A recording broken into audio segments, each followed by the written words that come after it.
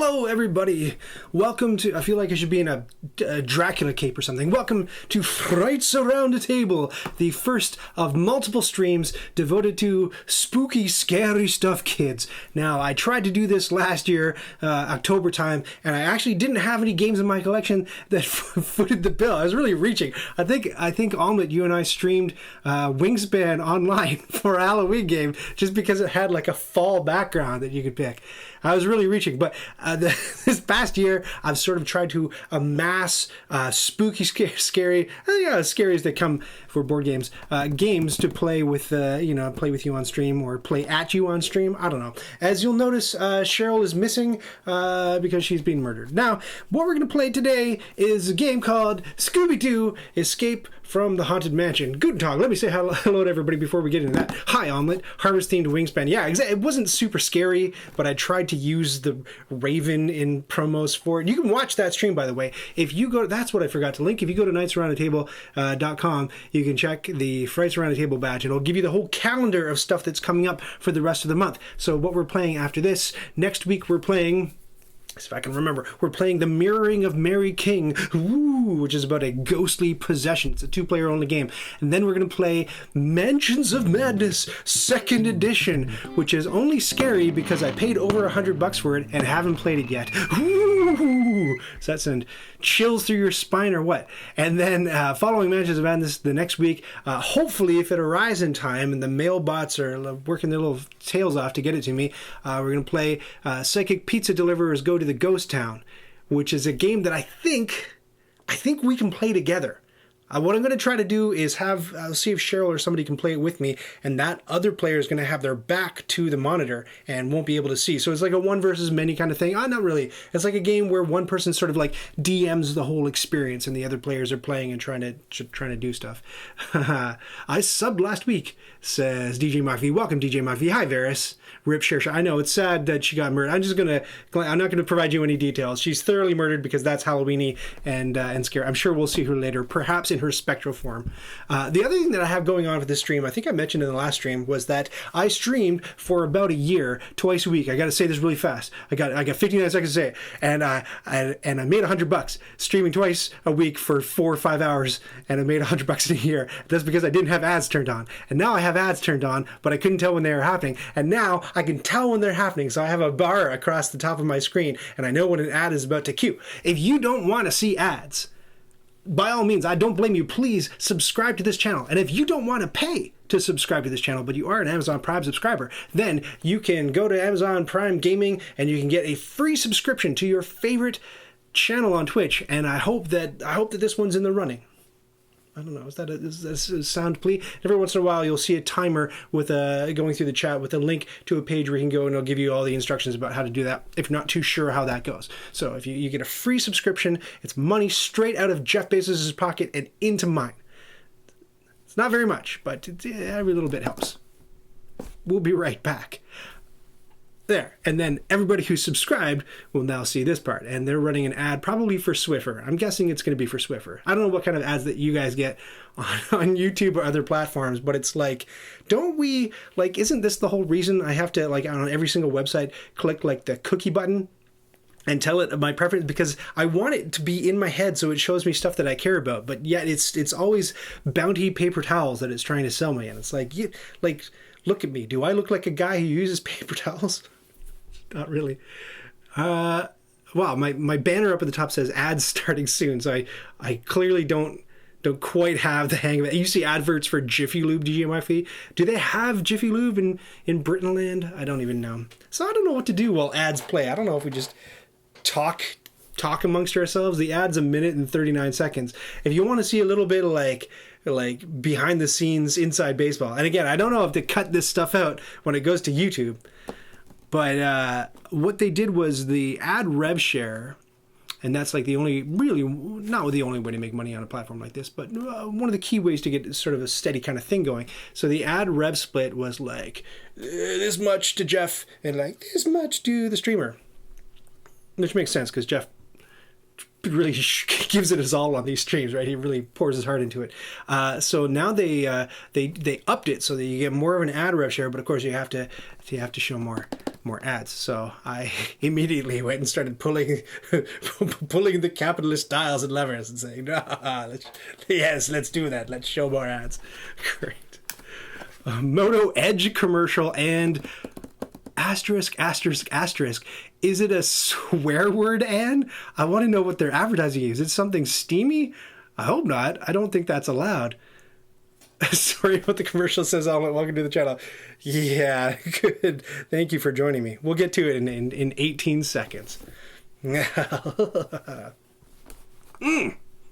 feeling good? I'm feeling pretty good. I'm going to need a lot of water for this one, let me tell you that much. Welcome, Anne. Welcome. Glad to see you.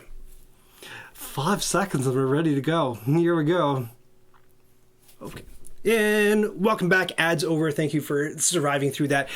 If I don't catch when an ad's running and I'm doing something really important that you want to see, please let me know in chat and I'll just recap what the last minute and a half was. It may be that important and that riveting because, as I said, what we're playing today is Scooby Doo Escape from the Haunted Mansion. Now, by way of a little bit of a preamble, first I'm going to tell you what kind of game this is, and then I'm going to tell you my connection to this kind of game. So this is what we call an escape room in a box. And you say, what's an escape room? And I say, well, that's usually a real world location where you go, you buy a ticket just like you would to the theater. It's kind of like immersive theater. And you go, and depending on the style of the game, you're generally locked in a room for a set amount of time, and you have to solve physical puzzles and work with different physical contraptions in order to perhaps open a series of locks or solve physical puzzles in order to eventually get out of the room. And they're themed all kinds of different ways. And I have a very personal connection to this because you might not know it, but I'm a career game designer. This is year 22 of my game design career, and I'm still designing games. You know, you're not. You're on YouTube. You're a host. You're a board game host. I'm still actively, professionally designing games. I was just designing a VR game earlier in the year. So very much still my trade. And I was an escape room owner for about a year and a half in Toronto. I had a game called Escape the Book Club Killer. Hold on. I have a picture of that for you that I can show you here. There's our poster for Escape the Book Club Killer at Loch West. So I ran that up in, if you know Toronto, was up in just across from Summerhill Station, just north of the Bay Bloor downtown subway line cross. So it was a game where you and your friends, you're split into two groups, and the story goes that you went. Well, I tell one half of the group at the beginning of the game, they went to attend this book club. The guy was really weird, sat them all in a circle. They started reading the books. He served them all tea, which they shouldn't have drank, but all of them did anyway. And then they woke up like this. And at the beginning of my game, half the team was in handcuffs. And the way that you design these games, I think, well, for me anyway, I'm not a rich man, so I went with the piece of commercial real estate I could get. And so I really had to design the game around the space that I had. And the space that I had was a very long kind of shotgun space, sort of apartment-y kind of thing with a door in the middle and two large spaces. One was smaller than the other, one was bigger. So what I did was I always split the teams up into two. The larger side goes into the larger room, smaller goes into the smaller room, and the people in the smaller room are handcuffed and the people on the other side are not. I forget what the story justification was for it, but they had to basically communicate through the door, and there were puzzles that had parts that were in each room. And so the people in the handcuffs, first they needed to get out of the handcuffs. And so one of the puzzles that I had was this is dumb, but there's a box of, it's so dumb. There was a box of cereal that was like a parody of Lucky Charms that said serial killer on it, and it showed Lucky the Leprechaun, except like he had like a gang tattoo on his forehead. It's, you know, like a teardrop and everything, and it says like so stupid. It said like in the corner, like, you know, free prize inside, handcuff key, right? So you like, the people in that room would go rooting through it, and there's only cereal, there's nothing in the box, but there's a bowl of cereal somewhere else in the room, and if they go fishing through that bowl of cereal, there's a handcuff key, and what they're supposed to do is pass that handcuff key under the door, and the other team's like, oh, thank goodness, and they use the handcuff key, and they get out of the handcuffs, and then they can explore their room, and they work together. And it was really fun because we had cameras in the room, and what we did was we, of course, very closely monitor people, not least of all just to make sure that they weren't wrecking our stuff. And for a long time, they wrecked a lot.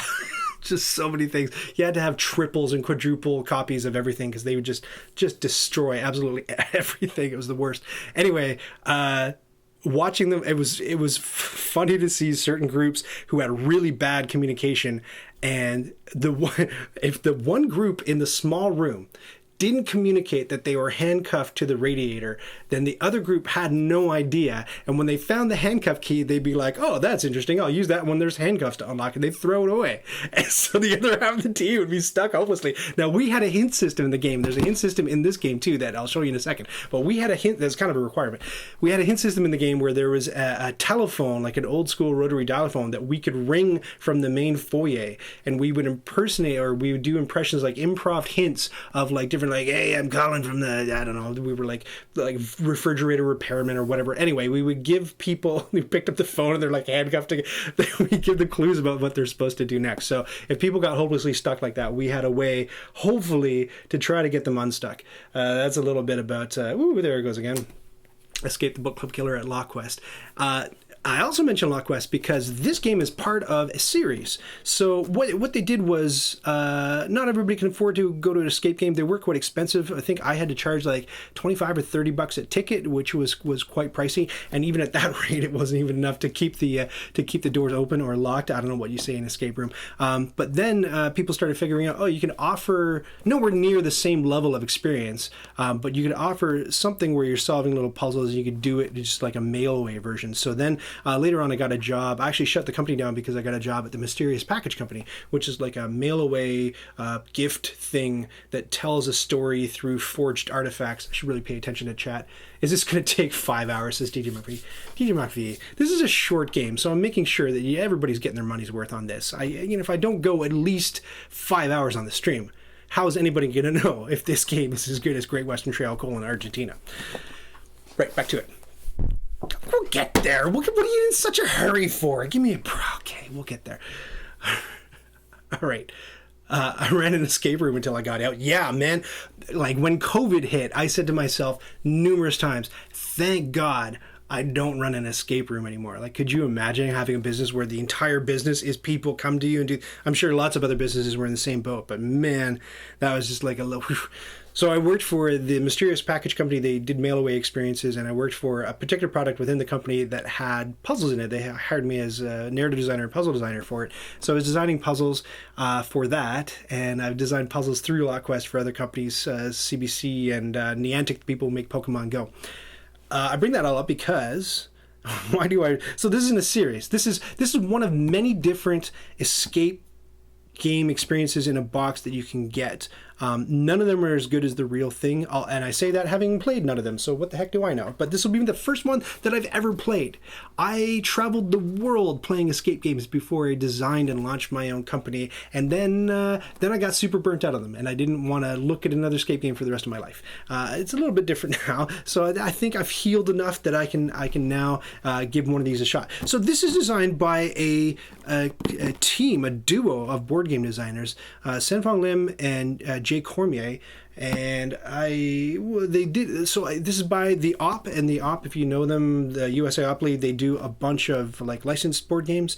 I don't think I've played a single Op game, so this will also be my first Op game. So the two other games in the series are also licensed escape games in a box. The Goonies Escape with One-Eyed Willie's Rich Stuff is one of them, and the other one is The Shining, Escape from the Overlook Hotel. The Shining, if you look it up on BoardGameGeek, doesn't have the juiciest rating on it. I don't know why. I shouldn't have looked at ratings before I even tried these games, but I don't know what's up. But that can kind of happen when, like, if you have one bad puzzle, if you have one that just makes people mad or doesn't work or is broken or whatever, people will just say, oh, the whole experience sucked. Which, I mean, maybe fair. Possible. Yeah, is Ryan rambling? No. You should go to isryanrambling.com and it'll give you a live update about... I'm not rambling. This is part and parcel of what I planned to do on this stream. I want to tell my history. Well, I don't know why my shoulders are going. That's rambling. I want to tell my history with escape games. I want to talk about Senfong Lim, Senfong Lim and Jay Cormier are both Canadian board game designers, which is very exciting. And Sen, if you're watching this on YouTube, maybe after the fact, I was trying to meet you at Breakout Con in Toronto, and I didn't get a chance to, and I didn't look up pictures of you, so I didn't know what you look like. But eventually we'll meet, because I've heard you're a really cool dude. Jay, you're dead to me. Who cares? No, nobody said anything great about Jay, but I'm sure he's a wonderful person. But, I'd love to meet Sen in person. Cool. Here we go. There's an Amazon link, by the way, if you want to buy this game. On the subject of spoilers, just before we open it, I will say that this game comes to me used. This is not a brand new copy. You see there's a little dent on it. It's already been opened. This is a one and done game. Some of these escape game in a box kinds of things, you can reset them and play them multiple times, and there are multiple paths to the story. This is not that. You pay $30-$35 for this and you play through it. That's it. It's done. So then you think like, oh, are you going to be wrecking this for me? Yes, I'm going to be wrecking this for you. This is going to be a full spoiler. I'm going to try to play through as much of the game as possible, if not the entire game. Hopefully it won't take a full 5 hours. But yeah, spoilers. If you've played this game and you know the answers to the puzzles and you know how to solve it, I would ask you to not give me spoilers because I want to try to figure it out. If you haven't figured it out and I request your help in chat, then by all means, we'll work together and try to solve the mystery together. If you're interested in the game and you don't want to hear any spoilers, you don't want the whole thing wrecked, if you're watching this on YouTube after the fact, I'm going to title the chapters, and there will be a chapter at the end that will say, like, my spoiler-free thoughts on the game or something like that. Just jump to that, and I'll tell you what I thought of it without wrecking anything that's in the game, if you want to hear my opinion of it. So, cool, let's do that. Oh, here we go. What's in? So I tried to, it was mostly reset. There was one little bit that wasn't properly reset. So I hope I've got it all in the right place. So here's what you get. You get a Read Me First, which just gives you very scant instructions. This game is designed so that grown-ups can play with their kids and have a good time. I've read through all of that. I'll tell you what it says in a second. Then you get 5 different books representing all the different characters in the Scooby Doo universe. Or the important character, you know, the Scoobies, right? So here's Velma, she's number 1, Shaggy's number 2, Daphne's number 3, Scooby-Doo is number 4, and Fred's number 5. And you have map tiles. So this is going to represent the mansion that we are creeping through. And I don't know if I'm supposed to, I think I'm supposed to flip over the first one first. We'll flip over the first one in a second. So let's put this aside. There is okay, so there's a hint system on the back. So if we get stuck, we'll be able to, and these are, by the way, lookup books. We'll just browse through these real closely. So there's numbers and there's story passages in here, right? So what we're going to be doing is we are going to be taking the standees representing all the different characters. Here they are. And each character has a different specialty. So that's Velma, Scooby-Doo, he's number 4. And we don't start with all of them, I think. We're only going to start with one of them. Woo, they're not in order. So there they are.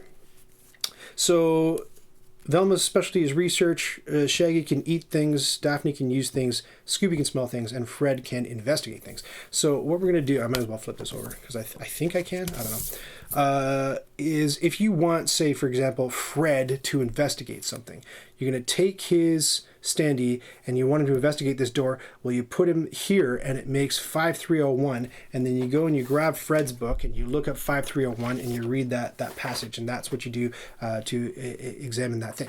Now, doesn't that sound like a whole lot like a old school point and click adventure game rather than an escape game? You say, well, Ryan, expert on escape games, what's the difference? And I'll tell you, generally there isn't one. Escape games are adventure games. This is just a new word for them. I would say something that characterizes an escape game would be, well, it used to be that it was, physical. You go to a place and play it. Not so much anymore. You got all these escape games in a box. And if you go to the LockWest site, here, I'll punch this thing in. Is that going? Yeah, if you go to that link, I've got a whole list of different escape games in a box from different companies that you can explore. They're all, the Exit series is in there, and, different things.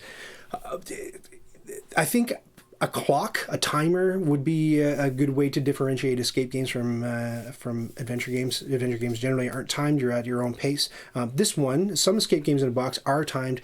You got egg timers and stuff like that, or they say, see if you can complete it in an hour. This one is not timed, so I can take all the 5 hours I want to. The other thing I'll say is over here, there are Scooby snacks on the back, and so this seems like kind of like a bid to make people wreck their copies so they don't resell it or give it to somebody else, because the idea is if you do something wrong, you mess up or whatever, you're supposed to scratch out a Scooby snack. But I am very excited to play this game and get it out of my collection, so I'm not going to touch anything. So what I got instead is I've got a plate of Scooby snacks right here. There are exactly 20 of them. I was hoping to maybe fuel up on a couple before the stream, but no such luck. So there's 20 Scooby snacks on the plate.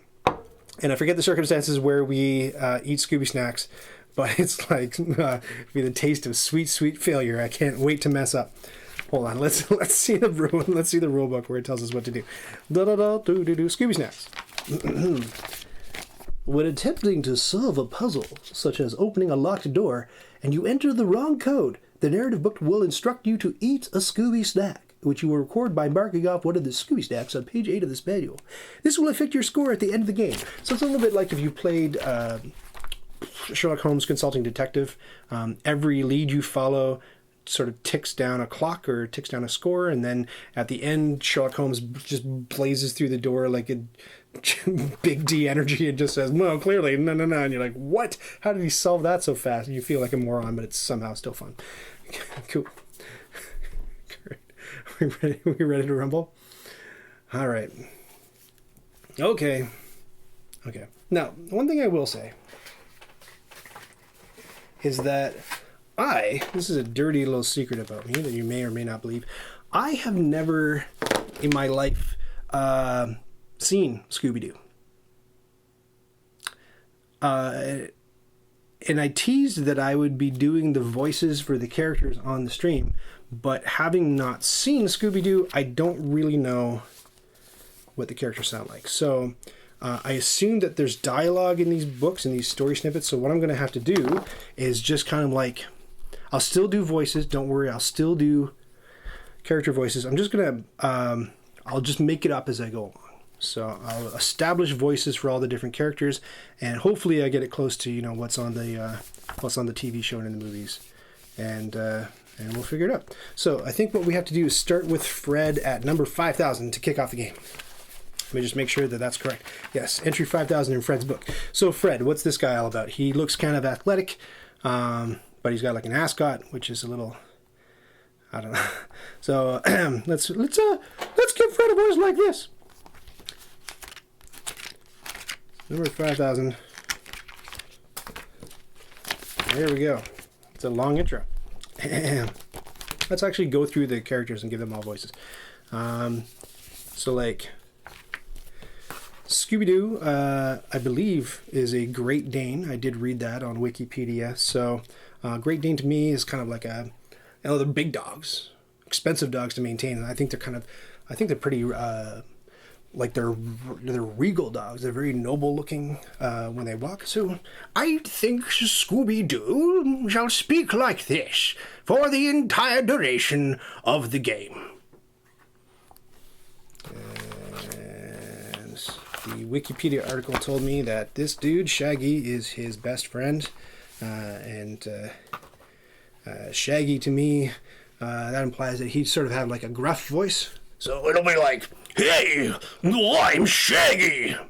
How's it going, Scooby Doo?" Get out a shot, and then we got the two ladies, Daphne and Velma.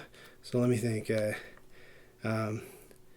Daphne is a teenage girl, and what do I know about teenage girls?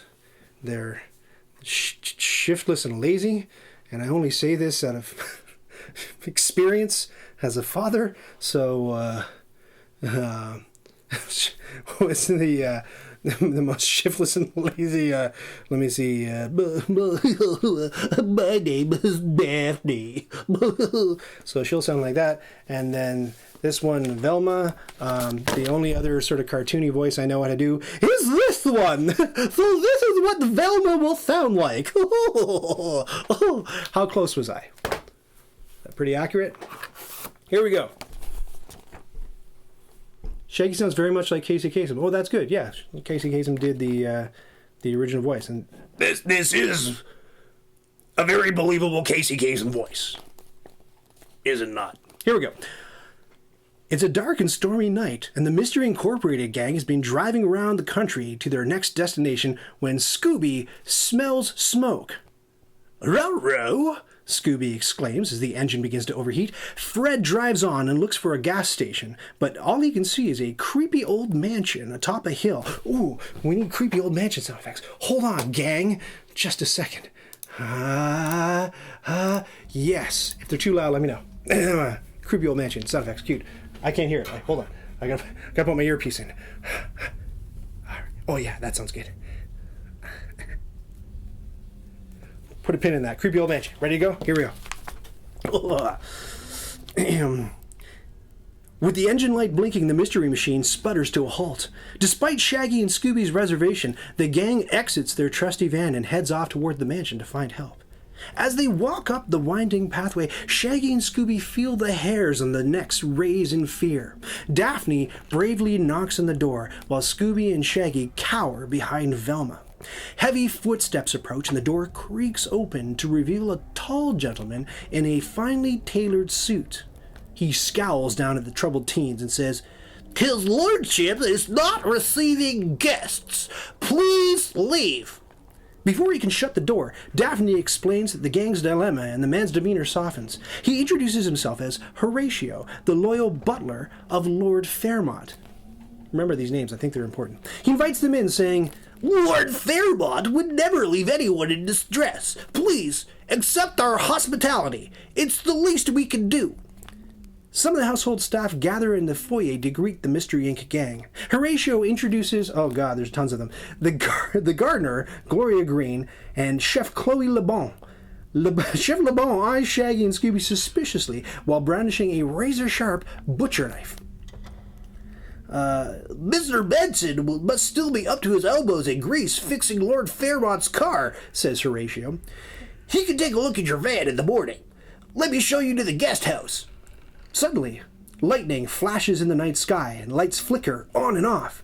Shaggy is so scared he jumps right into Scooby's paws. "Oh dear," says Horatio, full of worry. "I hope that isn't a sign of a ghost returning." Eyes as wide as saucers, Shaggy and Scooby stutter in unison. Ghost? "Oui," states Chef LeBon. "This house, it is, how you say, haunted." Haunted? Shaggy and Scooby sputter in fear. Mrs. Green nods, explaining, "Yes, the ghost of Lord Fairmont's long-dead wife, Lady Fairmont, has appeared, and we don't know how to get rid of her. Lord Fairmont left last week in fright." Just then, thunder crashes in the distance, and the lights go out again. Suddenly, a ghostly figure appears in the darkness. The sound of people stumbling about fills the room, and the ghost disappears into the darkness. When the lights turn on again, only Velma remains in the foyer. What's my Velma voice again? "Jinkies!" she gasps. She tries to open the door outside so she can go back to the mystery machine, but it's locked tight. "Well, that is perplexing. I have a sneaking suspicion that we won't be able to open that door until we solve this mystery." Can Velma research what's going on in the house, find her friends, and solve the mystery, and escape the haunted mansion? Place map 1 on the table. Add Velma to the foyer. Here we are. Ambient sound is very quiet. Oh my god. Well, I can definitely fix that. Tell me if it gets too loud. I'll go 25% up. Velma in the foyer. Here we go. She is the researcher. I'm going to lay her down flat so you can see what's going on. So, it looks like what we got. Let me see if I can get in a little bit closer on there. No, I can't. All right, whatever. Hopefully you can see. We got a few different numbers, so she can't do anything with this door because you're going to need an item to unlock it. So, notice how it's two digits. It's got to be a 3-digit number in order for her to be able to do something with it and find it in the book. If you do that, if you throw her there and look up 111 in the book and it's not in there, you have to eat a Scooby snack. Can't wait to mess it up. So you gotta eat a Scooby snack because you did something wrong. So you'd have to make that a 4-digit number, and the way that you make that a 4-digit number is by adding an item to it. So there's this deck of cards that we have over here in the rest of the box. And there are secret envelopes too that open when we do certain things in the game. So here's a bunch of clues and stuff, and it's a pretty thick deck. So we're gonna go through there and grab that, and it might enable us to add numbers here. So it also says that we should feel free to just like do whatever we want, anywhere we want, and that there's no penalties, kind of like Sherlock Holmes for doing stuff. So well, what do you guys want to do? Like, check out the table? We can check out this door. I'm gonna look. You know what? Let's look in this wardrobe here. So 1401. So we go to Thelma's book, 1401. I don't know if you're playing with your kids, would they sit through that page of intro? Maybe. It depends on your kids. All right, 1401. Gingerly reaching out, Velma opens the door to an antique French armoire. She's relieved when nothing leaps out at her except for a few dust bunnies. Reveal card 1. Where's my deck? Card 1. looks like this. Oh, this is cool. So this is inside. This is inside the closet. So again, 1401, but that's weird because we already read that one, didn't we? And we got like hand weight at 1601 and then a purple coat at 501. So there's no penalty to looking at stuff. Let's look at the hand weight first. If I know my adventure games, examine everything. That looks too heavy to store safely in an armoire, says Velma with concern. Reveal card 46. Uh-oh, does she get conked on the head? Let's see. 46. What did it do? Ah, look, it's the So we can't do anything with it, I don't think, because it's only a 2. So let's leave that in the closet up there. I believe that's how it works. Let's instead go and look at 1501. Velma finds a purple jacket made of princely material, but it's old and musty now. Velma takes the jacket off the hanger and shakes it out, sending dust flying everywhere. Something flies out of the pocket as well. Reveal card 34. Yes, book. I will. You can have your kid like fish through this deck excitedly. Oh, it's a 1. Now, am I wrong? Can I pick these things up? I don't know if I can pick these things up. Let me just I just want to double check, because the rule in adventure games is pick up anything that isn't nailed down, as you know. So let me just see again how it works. So, a door in the foyer has the number 11 on it. If you were to find a key that had the number 2 on it, Velma could research that key and that door together. Oh, I see. So this is how you use objects together. So like, the key is a 1, this door is a 1, so I could try using this key on that door. So, let's look at the table first. I'm not going to do anything. We'll look at the table 1201. So maybe I don't actually pick anything up. 1201 in the foyer. I've got more important things to do than fill my tummy, but Shaggy will love these candies, thinks Velma, concerned for her lost companions. Reveal card 27. Again, you'll have to tell me in chat how close I am to the actual voices in the show. I'm probably nailing it. Oh, candies. So that's a 3-digit thing. So if we put her on there, we go to 1201 and investigate these candies. 1201. Oh, same deal. So we got some candies that are on the table. Fine. Great. I'm just going to double check 1401. That's weird because we used 1401 to get into the closet, or the armoire. Why would 1401 be inside it? Yeah, okay. It's the same deal. Okay, so I think that we can try to use this key on, let's say, this door up here. So this is 1111. Here, I can keep the key over here. 1111. Velma tries the key in the door to the north, and it opens. It opens. All right. Velma hears muffled voices, but she can't see a soul as she peeks into the room. Attach map tile 2 north of the foyer and remove card 34 from play. We'll have to take a look at what card 34 is or does later on. 3. Card 34 has already been removed from play. All right, fantastic. There are 2 doors. Yes, there are 2 doors. You are correct, TJ McPhee. So we just opened the first one. Let's see what the next room looks like. Everybody move down. So I didn't really know how to set camera angles for this because I didn't know how much sprawl it was going to get. So we might have to readjust a little bit later in the stream. Whoa, the bathroom. Tons of stuff to investigate in the bathroom. Dun, dun, dun, dun, dun, dun. If I'm not trying anything that you guys think I should try, having not played the game before, I don't want any spoilers, let me know what you think I should try. So let's just bomb through all the things in here and investigate everything. So we'll investigate this table in the corner. 1312. 1312.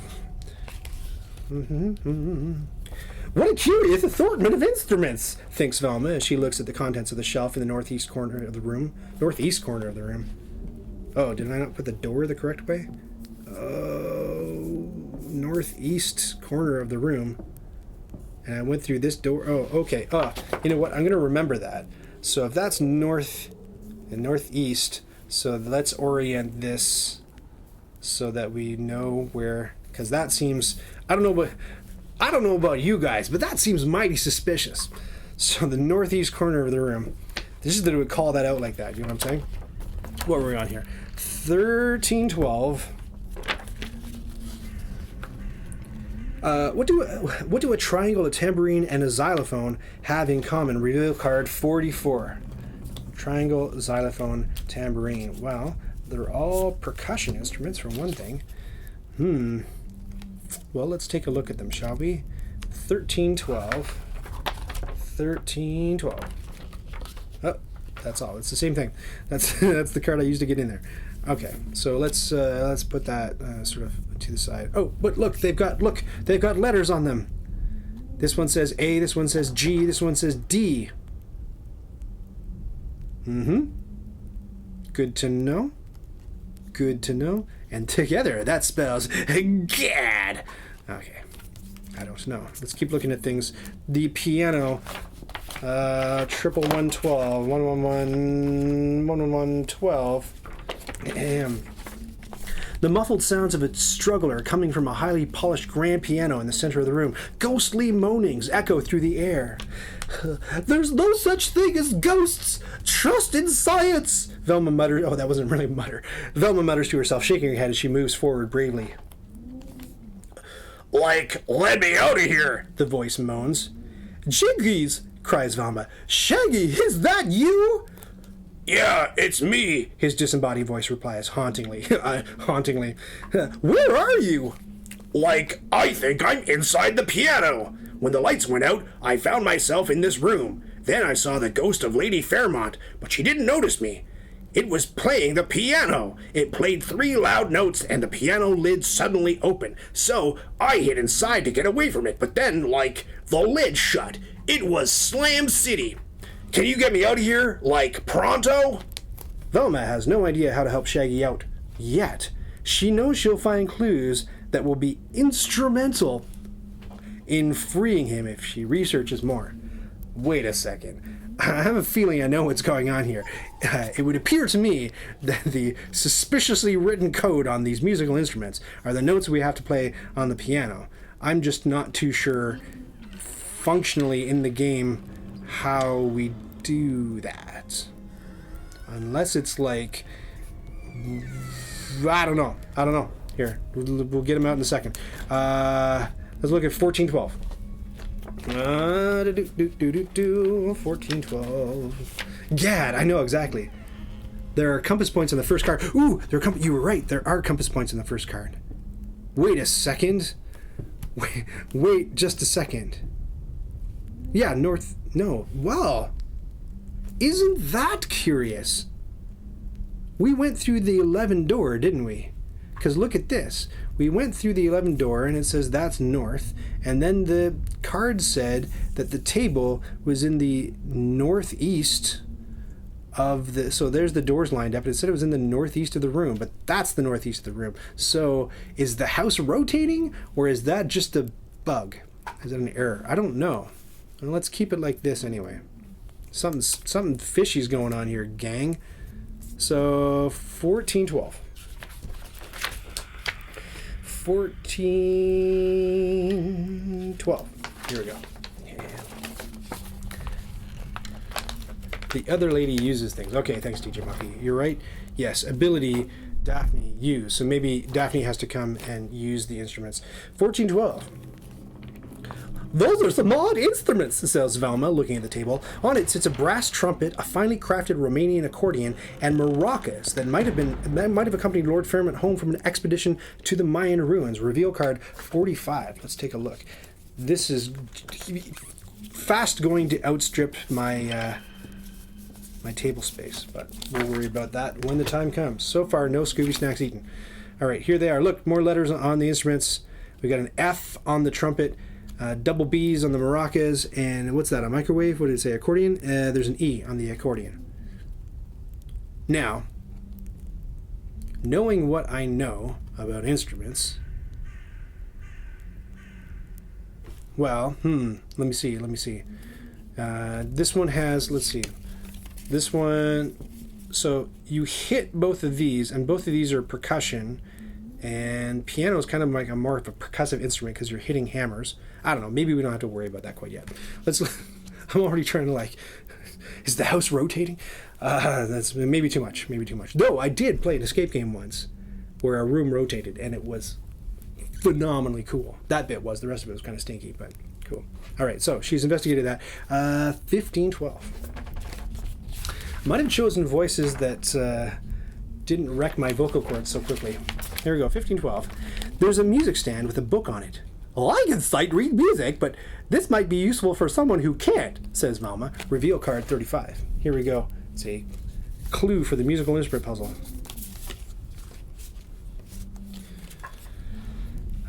FACE-EGBDF. Great. Duly noted. Okay. So much stuff on the table now. So we looked at that, we looked at that, we looked at that. We haven't looked through the window yet. 1212 through the window. 1212. An oddly shaped 1212. An oddly shaped window looks into the front yard. Says Velma, contemplating the view. What's that on the ground? She ponders. Reveal card 41. How's she gonna reach it if it's out the window? I don't know. Reveal card 41. It's the giant letter C in a hedge maze. Okay. So lots of fun letters. Okay. So we are going to toddle on back. We can't use the toilet, which is always like the most fun thing to do in adventure games. See what happens when you use the toilet. Kind of poopy that we can't use it, but whatever. We can't investigate the grandfather clock. I designed an adventure game one time where the grandfather clock was integral to the entire plot. But we're going to go here to this door and check it out with 1301. Poor Shaggy's still trapped in the piano. It's a door made of thick, dark oak. Drat! It's locked, Velma says, trying the handle. Curious, she says, squinting at the door behind her thick glasses. There's something weird looking about this door, but I can't quite see it from this angle. Something weird looking about the door. She can't see it from this angle. No, there's no way that we can, like, can we make like a 5-digit number? Can we go 13011? I don't know if we can. I don't think it goes up that high. Let's see. No, they're only 4-digit numbers. So we can't use that key with that thing. Oh, wait, 3011. Sorry. 3011. I'm going to try that. Can we no, because her book is 1, so all her numbers start with 1. So we can't do that. Okay. Think. We got to get Shaggy out of the piano. We have done, I think we've researched almost everything we can, except we haven't tried smashing the door. 1112. We haven't tried that yet, so let's try hammering the door with the barbell or the hand weight. 1112. Oh, I guess that's the same thing. It's we smash our way through the door into the bathroom. Okay. All right. Yeah, I don't think we have access to the other characters' element. That's correct. So yeah, I would use Daphne, but she's probably locked somewhere too. I think the only character that we have is Velma. Okay. I'm feeling like I don't know if I fully know how the system works to be able to do stuff. Let me make sure I didn't miss anything in the rules. I did read them. They're not very thick. Okay. All right. Okay, cool. Do not shuffle. Allow enough space. Yeah, we're fine. Okay, cool. Okay. We need a 4-digit code. Look, you put her there. It makes a 4-digit code. Cool. Some objects only have 1 or 2 digits on them. You'll need to place more digits next to these in order to create a 3-digit number. Once you have a 3-digit number, any character that has access to that location can add their number to the beginning to create the required 4-digit code. So, what are our 2-digit opportunities? This is the only one. So we can use the barbell, or the hand weight, or the key. We've already investigated the musical instruments, both tables of musical instruments. She asks, what do these have in common? These are all percussion instruments. I guess maracas are kind of a percussion instrument too, aren't they? And they all have, like, I'm expecting it to be like, okay, what keys do you want to press on the piano?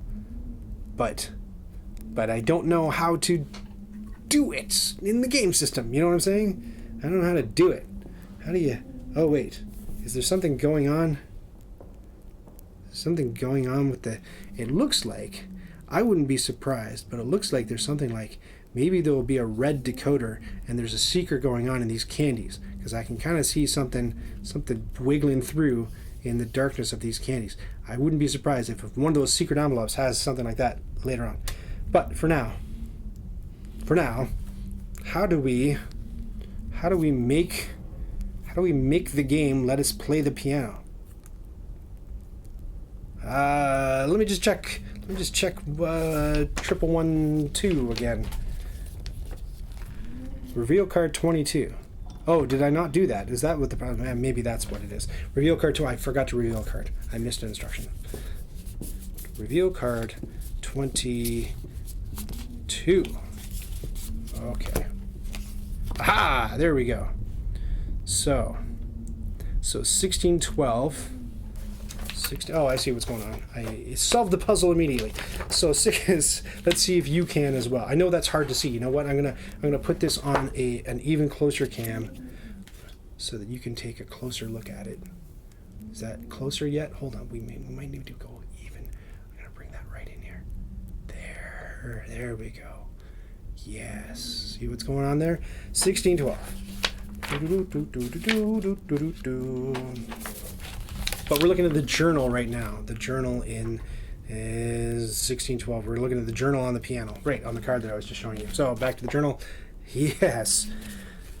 This looks like it might be the journal of Lord Fairmont himself, observes Velma as she flips through the pages of a weather-beaten and leather-bound diary. 4 cards. 56, 7, 8, and 9. Oh my gosh.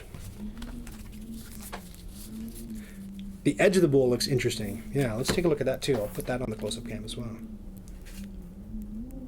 There's a closer look at that bowl. I swear it's going to be a red reveal, but you take a closer look.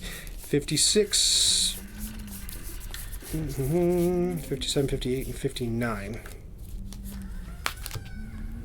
Let's put those over here too so we can all take it. Whoa, God, that's going to be... I can't read them from there. I'm going to have to put them in my ailing eyes here. 56. Here is the very tiny print journal of Lord Fairmont. This is the little ditty I heard in Mozambique while admiring their rare pottery. So it's some notes. This melody, okay, so I'll read them, but I know what's going on here. This melody sounds brilliant, accompanied by a didgeridoo.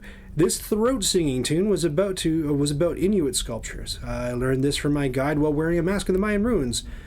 We've mentioned the Mayan ruins, haven't we? At the Forbidden City, I heard this song while drinking wine from a chalice, and then I remember dancing to this with the most beautiful Romanian woman who wore a crown. I've traveled to many countries. Am I supposed to sing this? I think so. I've traveled many countries and I've seen many animals. While I love all the animals, there are a few that are my favorite. Which 3 animals do I prefer? My favorite animals do not have horns. My favorite animals are not feline. My favorite animals do not have bushy tails. Good to know. I need to remember that to get through the secret door... I need to remember that to get through... No, that sounds too much like Scooby Doo. I need to remember that to get through the secret door, it needs to be activated by 2 people at the same time. One person has to investigate a specific book, and that person has to be in the right frame of mind. The other has to grab a specific item, and that person needs to know which 3 animals I like. But which ones? I'll have to remember to add some reminders in case my memory fails me. Gee, that's some specific information to put in your journal, Lord Fairmont. Page number 4. I hid the pieces to the skeleton key in the piano and locked it up in there. I have to remember the 3 notes to open it up. Yes, we get it.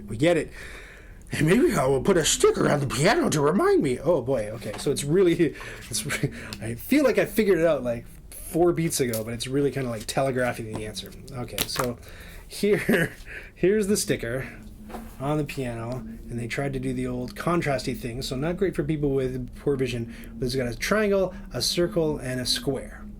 Okay? And then if we go back, scream if you've already solved it. Here, I'll do like a countdown. Can you solve the mystery? Tick, tick, tick, tick, tick, tick, tick. What do you say? A triangle, a circle, and a square. We've got a bunch of musical instruments up here. The triangle has the letter A on it. The circle... Circle? Is that a circle or a hexagon? Or a pentagon? Oh, the circle... Man, is this the circle? Yes, the window is a circle, I suppose. Is that the idea? has a C. So AC, and then the square is like the accordion. And I can't even tell what level E. ACE. So if we go back to his little music notey things here. So one of them is going to be ACE, and this is if you don't know how to read music, this is the handy guide to reading music. By the way, if you get stuck in this and you're finding it too difficult, there's a hint system I think I mentioned off the top, so you can look for different hints in the different rooms. Cool. Anyway, back to it. I think we're good. So which one of these is ACE? Let me get closer. Get my eyes. Hey, the game designer. We're doing an escape room in a box. The game designer. So this is a Scooby Doo Escape the Haunted Mansion. Spoiler alert and everything. Basically, you pay $30, one and done. But I'm going to spoil the whole thing. We're going to play through it together. So if you want to see what a fellow game designer has done to pull this off, then stick around. ACE, so that'll be the 3 notes right up here. So it's going to be 488 ACE, and we can ignore the other ones. But I just wonder, yeah. So look, it's not even on the right camera. So ACE, it's this one. But look, it even drops the double clue, so they're like double hinting here. So remember we talked about the Mayan expedition. So 1488 is what we want to play on the piano. Are you ready? Here we go. 1488. Velma plays the 3 notes on the piano. Suddenly, the lid flies up and Shaggy spins forth with a whoop. By the way, the game designer, I let everyone know I haven't actually watched Scooby Doo, so I've just invented all the voices for the characters just to catch you up, see what's going on. Like, being stuffed in that piano has made me hungry. Do you have anything to eat? He asks. Velma picks 3 tiny items off Shaggy's shirt. What are these? She wonders. Like, I don't know. But I guess that's what was poking in my back the whole time, replies Shaggy, stretching after his long confinement. These look like parts of a skeleton key, says Velma. So we get to add Shaggy to the music room. There he is, so these guys are both here. Add Shaggy to the music room, remove 35 and 45 from play from this deck. 35, again, I'm interested to know what those are. Maybe those are like when you play 35 and 45 are already gone. I'm assuming that's what happens when you do it wrong. Maybe you pick the wrong music.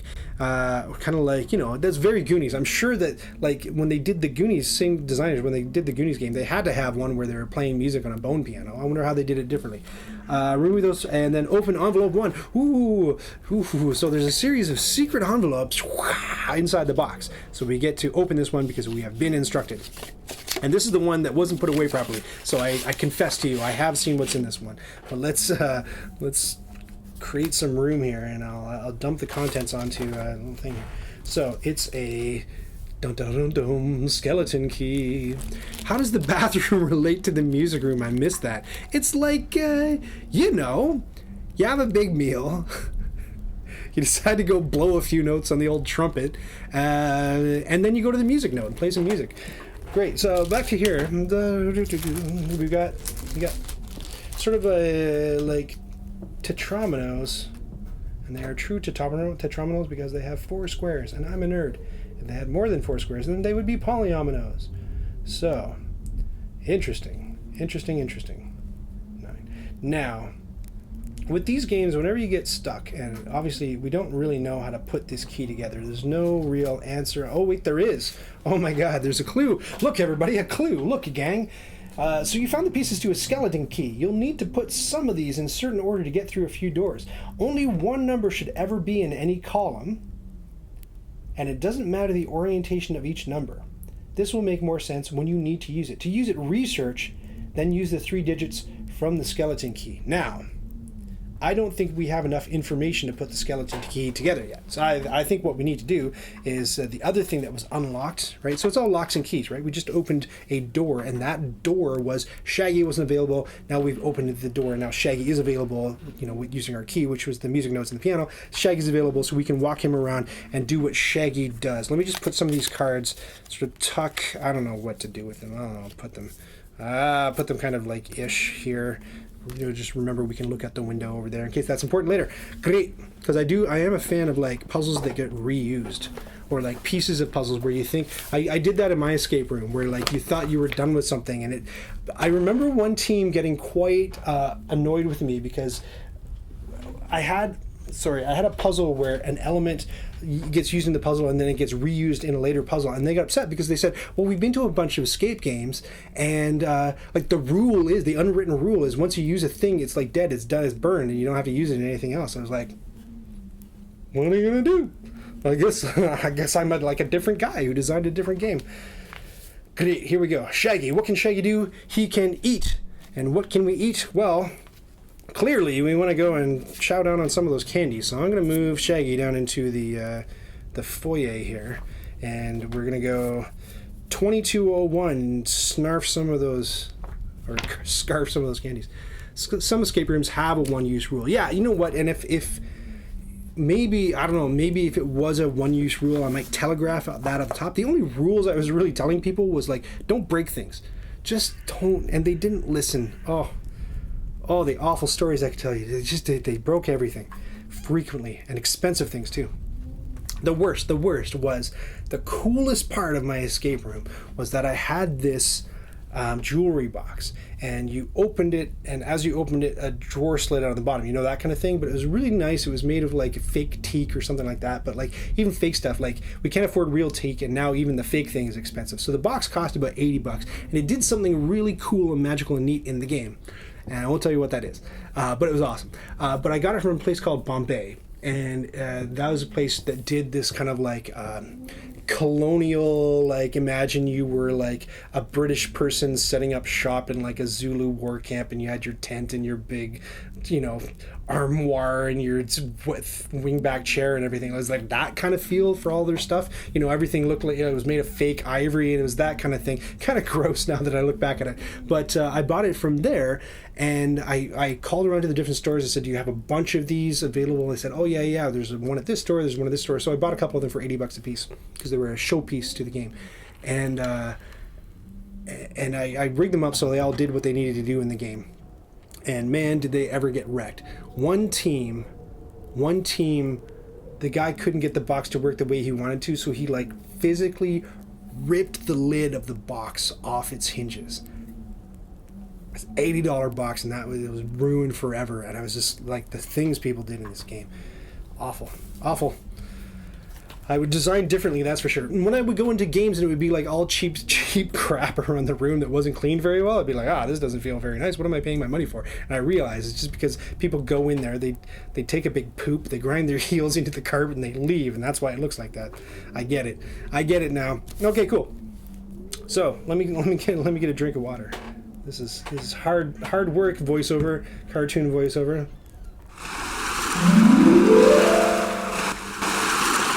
As usual, in addition to all the ads on Twitch, we're sponsored by water. Stay on target. I know, DJ MacV, we're getting there. I'm sorry if you're invested. DJ MacV really wants to see Shaggy eat these candies. And we're getting there. I know, it's exciting, isn't it? Something's going to happen. Some people ruin it for everyone, don't they, though? 2201. I know some games will even charge players for wrecking stuff. And that was the only time I think I came anywhere close to that. You know, stuff would get kind of wrecked, but I had extra copies, and hopefully it was the cheap stuff that got wrecked. But man, when he just like King Kong'd the lid off that thing, I was just like, what do you think you're doing? And this is after like a 40-minute preamble where most of the rules I was going over was don't wreck stuff. And it was so important that I showed people, we had this TV screen in the foyer as I was going through the preamble, and I would host it, and I would show people a picture of the jewelry box, because it was getting wrecked so much. And I'd say, this is expensive prop. Please don't wreck it.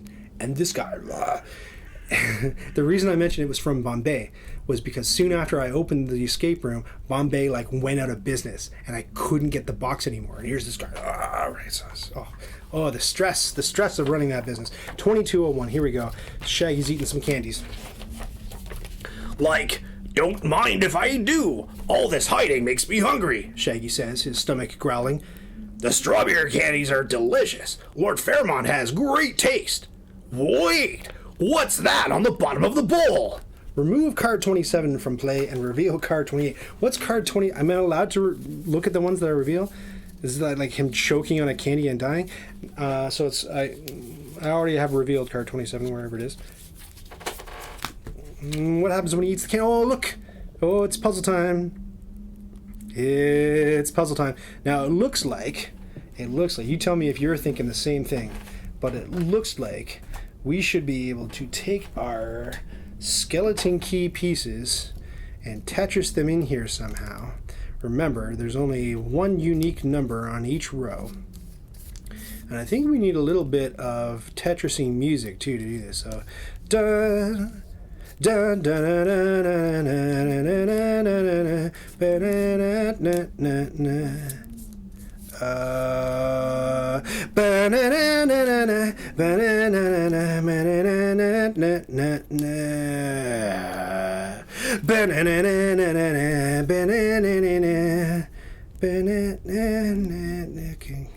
it's the only place that can go. I'm convinced of it. So that means it's a 3-digit code, and that means that the other two pieces have to go. They're not double-sided. That's good to know. Okay. Hold on. That will not make a 3-digit code. That piece won't fit. So let's get this piece the heck out of here. How do we make a 3-digit code? Can we do it like this?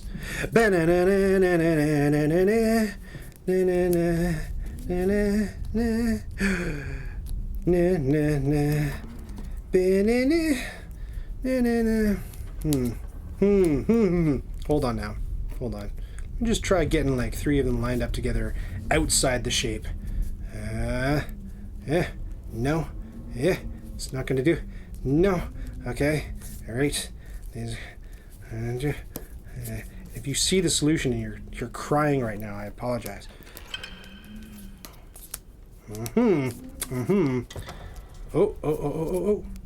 No. There's always a gap. There's always a gap, and we know we can't have a gap. We know we can't do it. Hold on now. Let's double check and make sure we're following the skeleton key rules. Only one number should be in any column, and it doesn't matter the orientation of each number. Yes. Only one number in each column. Okay. We just need to make 3. So these two can line up like this. But then we can't fit any other pieces anywhere. So let's try rotating this entire thing. No. Let's try... Nope. Okay. No. I don't know about you, but this music is creeping me out. Okay. Well, let's try another configuration where we got 2 together. Oh, this has got to be annoying to watch. Oh, no. Clearly, visual spatial puzzles. I'm a king at Tetris, I got to tell you, but it's this shape, you guys. It's the shape. Conforming to the shape is tough. So you can't have them together, says Ahmed. Hold on. What? What do you mean you can't have them together? Only one number. Oh, you're right. Should be in any column. I was trying to line them up. Oh, that makes way more sense. Oh, thank you. So this is what I found running the escape game, is that the teams that did really well were the ones that had I tried this before. The ones that had like a diversity of people on them. So the teams that were all like, oh, we're a team of lawyers coming to, have some fun, they stunk at the game. But when it was like, oh, mom's a lawyer and dad is a gardener and we got Junior over here and he's studying, I don't know, psychology. When it was just a diversity of experiences and backgrounds and ages, in my game at least, groups did very, very well.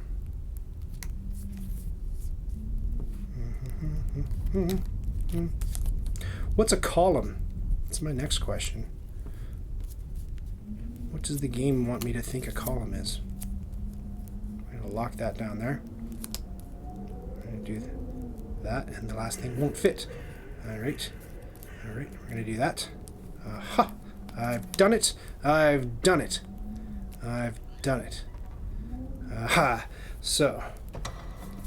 So let's have Velma come over and investigate this candy ball. 1701. Let's do it, Velma. 1701. There are symbols on the card. Yes, I see the symbols on the card. There are Greek symbols on the bottom of the card. I think that's going to be to tell the game where the pieces are. So 1701. I'm guessing anyway. Let's see. 1701. Velma notices a strange pattern with odd symbols at the bottom of the bowl. I wonder if I can fit some of the pieces of the skeleton key in the pattern so that no more than one number is in a column, Velma asks, confident she is up to the task. And indeed she is. So if it's saying these are columns, so we're going across like this. So I guess the number becomes 1867? 1867? Does that make sense? That is a 6, right? The top means that's the bottom. Okay. Let's try it. 1867. Haha! Click! Velma uses the key and opens the door to Lord Fairmont's library. As she pushes the door open, the floor beneath her feet falls away and Velma disappears from view. Oh no, I hate you all! Okay, Velma out of the picture. So now all we're going to have to do is go around with Shaggy and eat everything. We go to entry 5001. Okay, cool. Did I miss anything? Remove Velma from play. Great. 5001. Here we go. With the door unlocked, Fred rushes out of the library just in time to see Shaggy attempting to pry open a trap door in the floor. Like, am I glad to see you, Fred, says Shaggy. Velma, disappeared into thin air. Fred tries opening and closing the door again, but the trap door remains shut. Maybe the butler can help us find Velma, Fred says, trying to calm Shaggy down. Let's go talk to him. So we add map tile 3 to the mansion. I think we're going to put the stuff from the closet away for the moment and from that room. Though we probably will have to backtrack, I think. So, and I think we'll also have to use the skeleton key pieces later on in the game too. That looks like a very repeatable puzzle. Smart design. So far, early impressions, very cleverly designed. I think it's a cool system. It works. And I think I'd like to compare it to, is it Pomplamoose? Is that the adventure game? Is it an adventure game in a box? I don't know. I'd like to compare that system to this system and see how they work. Okay, cool. Great. Attach map 3 to the east of the foyer. Add Fred to the library. In comes Fred. Here he goes. So there he's in the library. And his thing is investigate. Wasn't her thing investigate? Wasn't Velma? Oh, research, investigate. All right, okay. Settle down. Great. Remove cards 8, 32, and 59 from play. 8, 32. 8's already gone. 32. And 59. I think we're doing things correctly. We haven't had to eat a single Scooby snack, unfortunately, but if you're just joining us, here they are. They're ready for us. What's Fred's superpower apart from his chiffon scarf? Yes, in addition to his ascot, which is a very formidable power indeed, he can investigate. They just needed 2 characters to be able to observe things, and they just used a synonym, research and investigate. Cool. Reveal card 24. Here we go. Card 24 is the following. It's dun-dun-dun, Horatio Potter, the butler, 423. So, of course, that's pretty interesting. It seems pressing to investigate Horatio Potter. So I don't know why Fred is so tiny compared to him. Again, I've never watched the show, but it looks like Fred only comes up to the guy's waist, which is a little bit strange. Are the Scoobies, are they supposed to be like miniature people? Are they like brownies? What's happening? Is he like Stuart Little? I don't understand what's happening. Or is this guy gigantic? Is he supposed to be like Mega Butler? Anyway, let's investigate him. So 5423, and I guess we can talk to the butler who buttles. 5423. Hey there, Horatio, says Fred. Do you know where the trapdoor in the foyer leads to? Velma has disappeared. I forget the voice I gave Horatio. Hold on. Let me see if I can recall it to mind. It's been a while since we've talked to Horatio.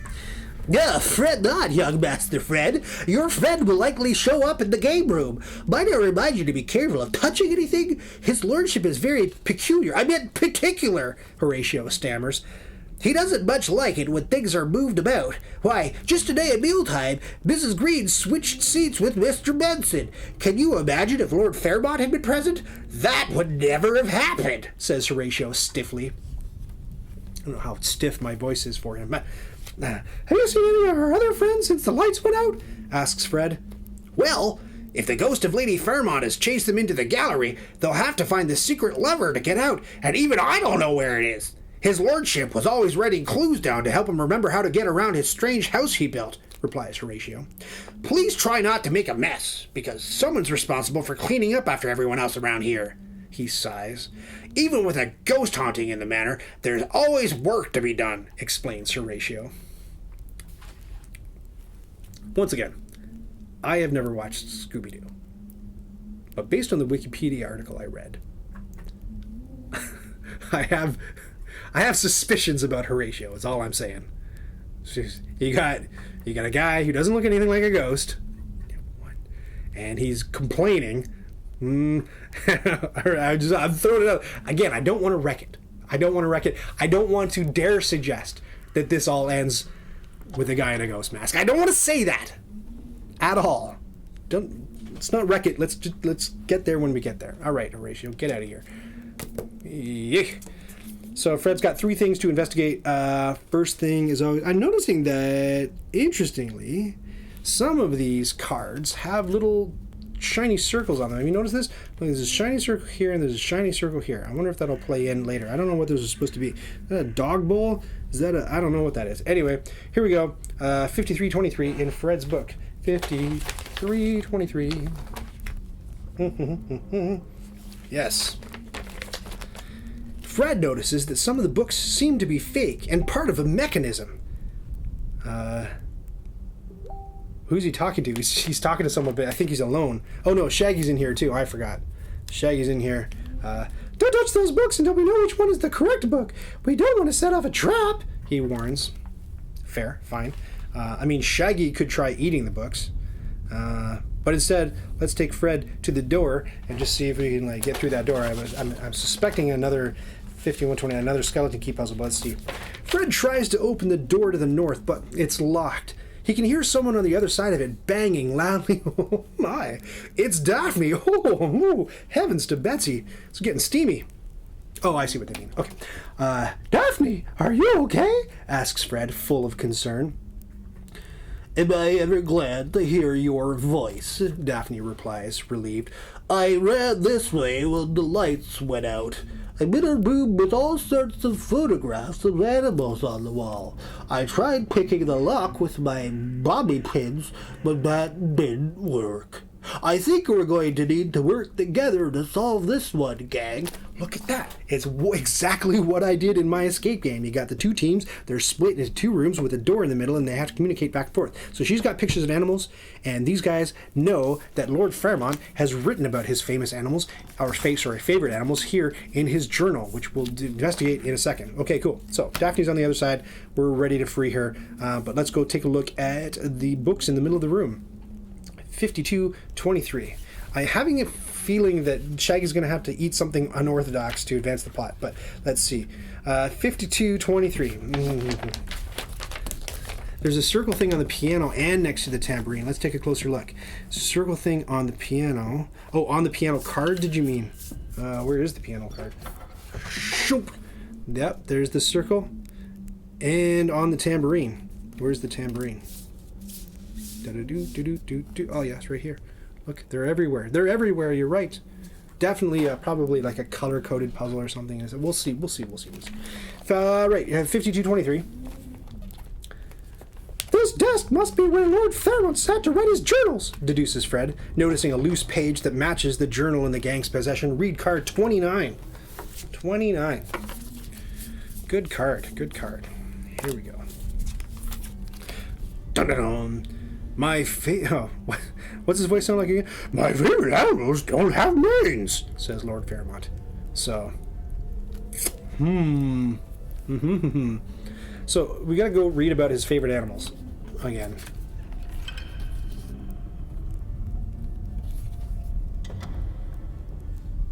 Okay, so back to this. We'll read these again. I've traveled to many countries and have seen many animals. Oh, sorry. I've traveled to many countries and seen... While I love all animals, there are a few that are my favorite. Which 3 animals do I prefer? So, the animals don't have horns, they're not feline, and they do not have bushy tails. And then he says, I need to remember to get through the secret door. It needs to be activated by 2 people at the same time, so it's going to have to be Shaggy and Fred at the same time. One person has to investigate a specific book, and that person has to be in the right frame of mind. Okay, fine.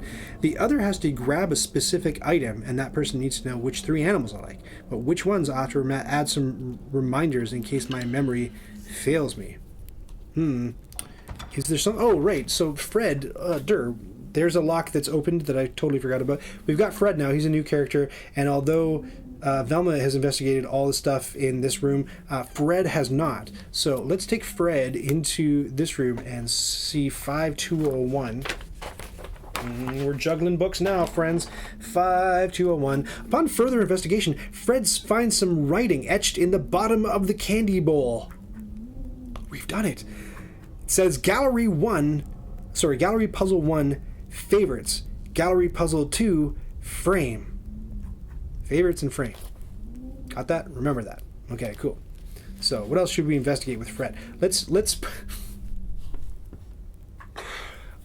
put Fred in the closet and see what's going on in there. 5401.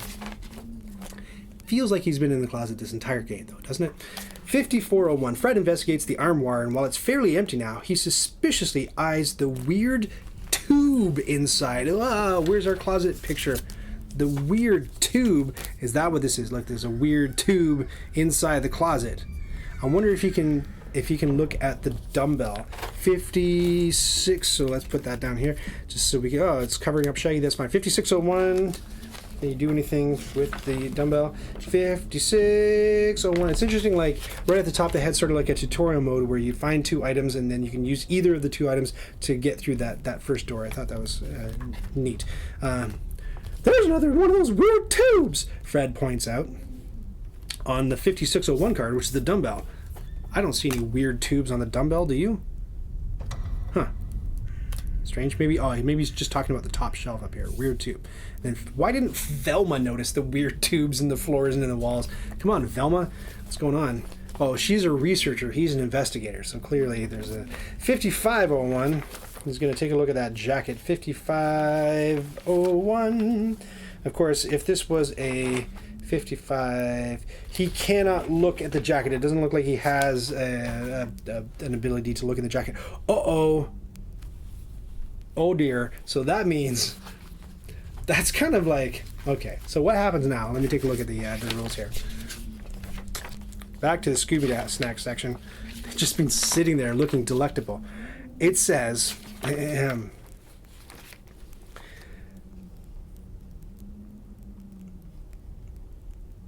anytime you try to find a 4-digit code in a narrative book but it does not exist, you must also eat a Scooby snack. So, hold on, Sen and Jay. Let me get this straight. You're telling me that because you didn't come up with a response for Fred looking at the jacket, I have to eat a Scooby snack and go down a point? I don't know about that. That seems a little bit, but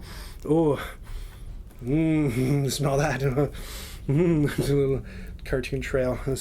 Which one should I eat first? Oh, losing a point was never so delicious. I'll fail this whole game if I have to.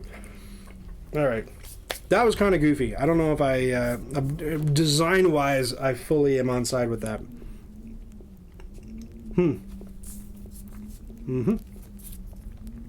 Right, because I guess, like, the key is inside the jacket, but, like, the jacket doesn't exist anymore to the game or something? I don't know.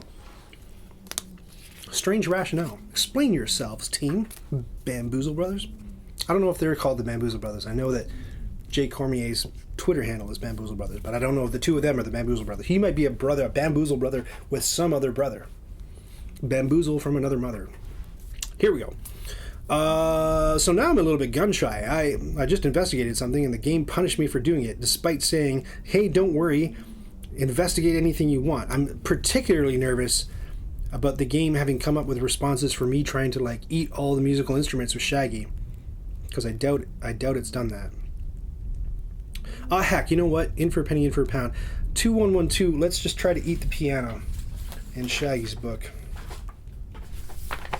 I must say, I do like the way that each character has a number code at the beginning. It's very easy to find the books. I don't have to flip to the front cover. 211. 2112. Eat the piano. 2112.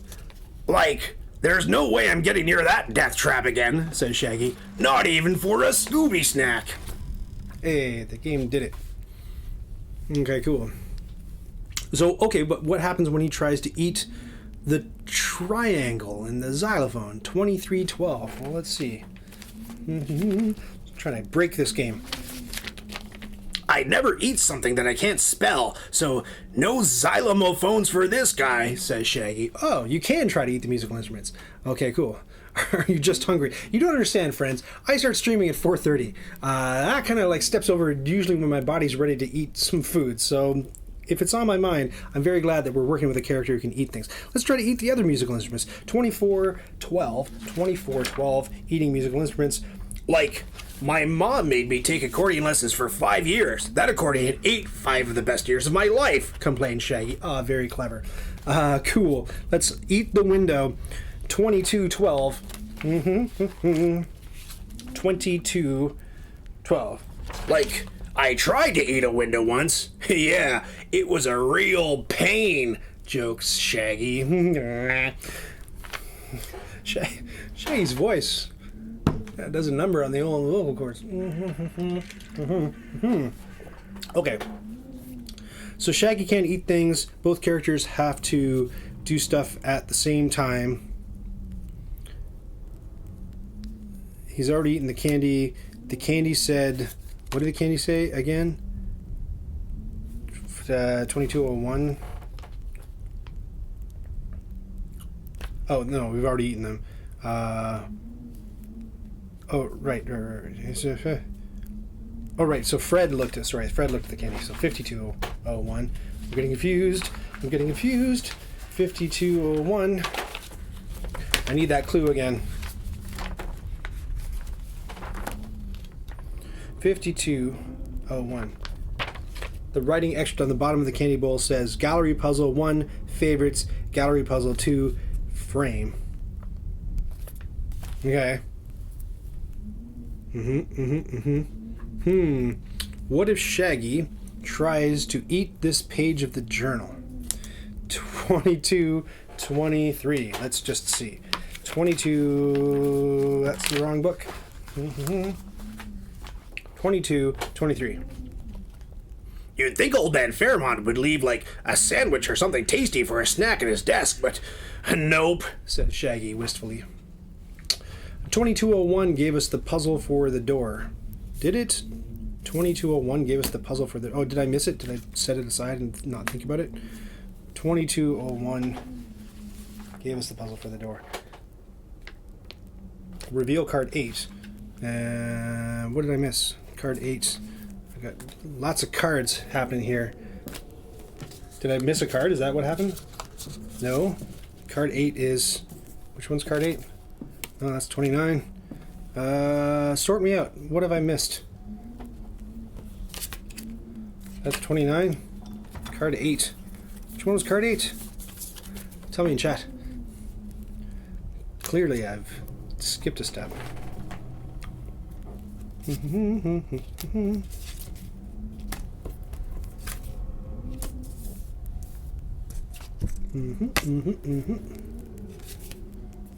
One. 44. What's it? Reveal card 8. 24. What if he tries to eat the butler? That would be fun. But first, card 8. Oh, card 8. Well, no, card 8.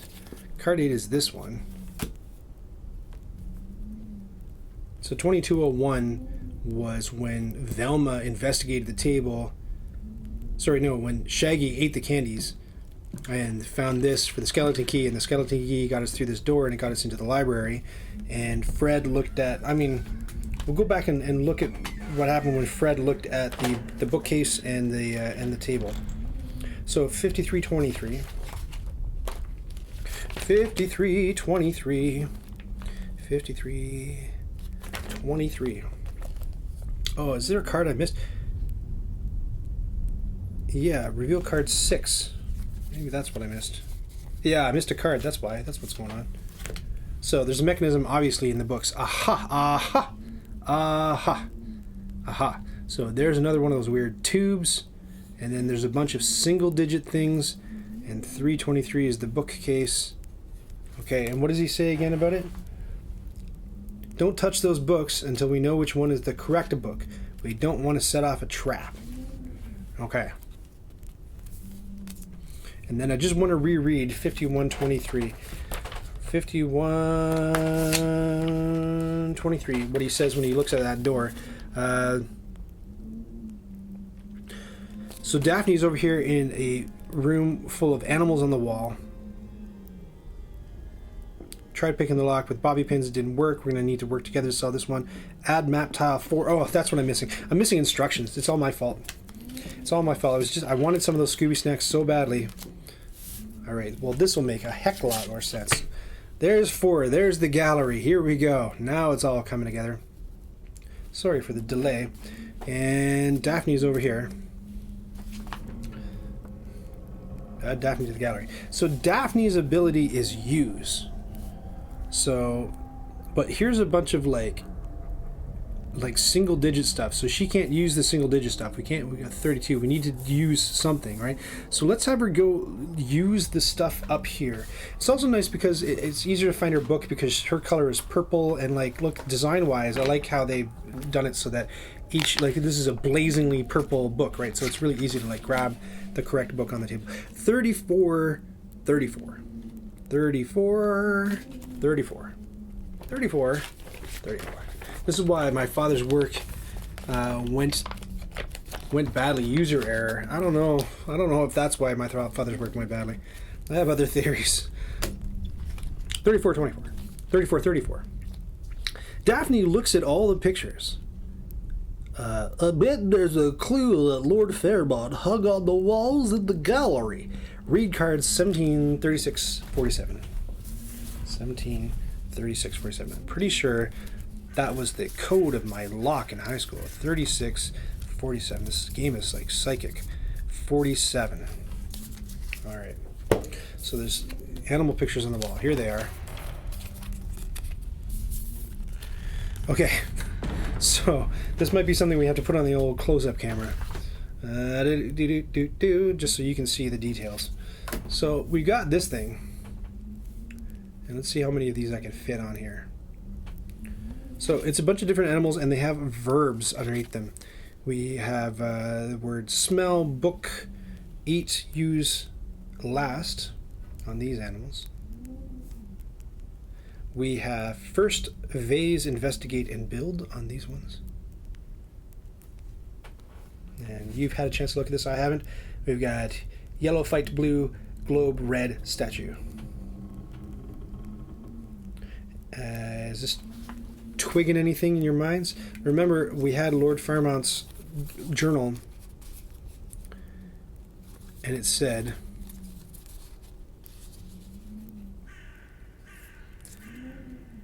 you got to know about the favorite animals for one thing. But he also said, it was when Fred looked at the 5201. When Fred looked at the, now I'm getting bogged down. 5201. When Fred looked at the candies. 5201. Gallery puzzle 1 favorites. Gallery puzzle 2 frame. So does that mean an order, or are the words favorites and frame under here? First phase, investigate, build. Smell, eat, use, book, last. Whoa. So we have an elimination puzzle here, I believe. I do believe we have what we got here is an elimination puzzle. Let me just pull this camera right up like this. Awful, awful, awful. All right, here we go. That's a bit better. So we're trying to find his favorite animals, and he's giving us clues. My favorite animals do not have horns, so let's try to eliminate the ones that have horns. I don't have, I do have, I've got some chits that I can put down and blot out the faces of some animals. Hold on, just give me a second. All right. My favorite animals do not have horns. Well, you've got horns, and you've got horns, and I guess rhinos, yeah, they have horns. I think they're technically not horns, but they're like toenails growing out of their faces. No manes, no felines, no bushies. My favorite animals are not feline. Well, a lion is feline. Tiger is feline. A leopard is feline. And this panther, hold on, I need more tokens. This panther is feline. Go ahead, solve the puzzle while I'm scrounging for tokens. Right, the panther's feline. Now, my favorite animals do not have bushy tails. I'm gonna bust out extra tokens here. Okay, do not have bushy tails. Who's got a bushy tail? Is that a sloth? Okay, squirrel definitely has bushy tail. Skunk's got a bushy tail. Sloths? Do sloths have bushy tails? I'm surprised the picture doesn't show the tail of the creature, if that's a key to the puzzle. How many foxes have bushy tails? Do they not? Anything in Everdell has a bushy tail. That's the rule. That's how they picked those animals. Panda does not have a bushy tail. Now, down to the equine animals, I would say horses and zebras do have bushy tails, wouldn't you? So what we're left with is a monkey that I can't identify. So not this smart. Some kind of sloth, and then a panda bear. Okay. All right. Sloths do not. Okay, great. So I think we've narrowed down to the 3 favorite animals. Good. Step 1. Step 2. Oh yes, my favorite animals don't have manes. You're right. Was the other clue that we got from the extra page. So that is what enabled us to extra clue and got rid of those 2 equine animals. Great. So remember this bit right here. I'll read it to you. I need to remember that to go through the secret door, it needs to be activated by 2 people at the same time. One person has to investigate a specific book, and that person has to be in the right frame of mind. Great. Back to the camera shot. The other has to grab a specific item, and that person needs to know which 3 animals I like, but which ones.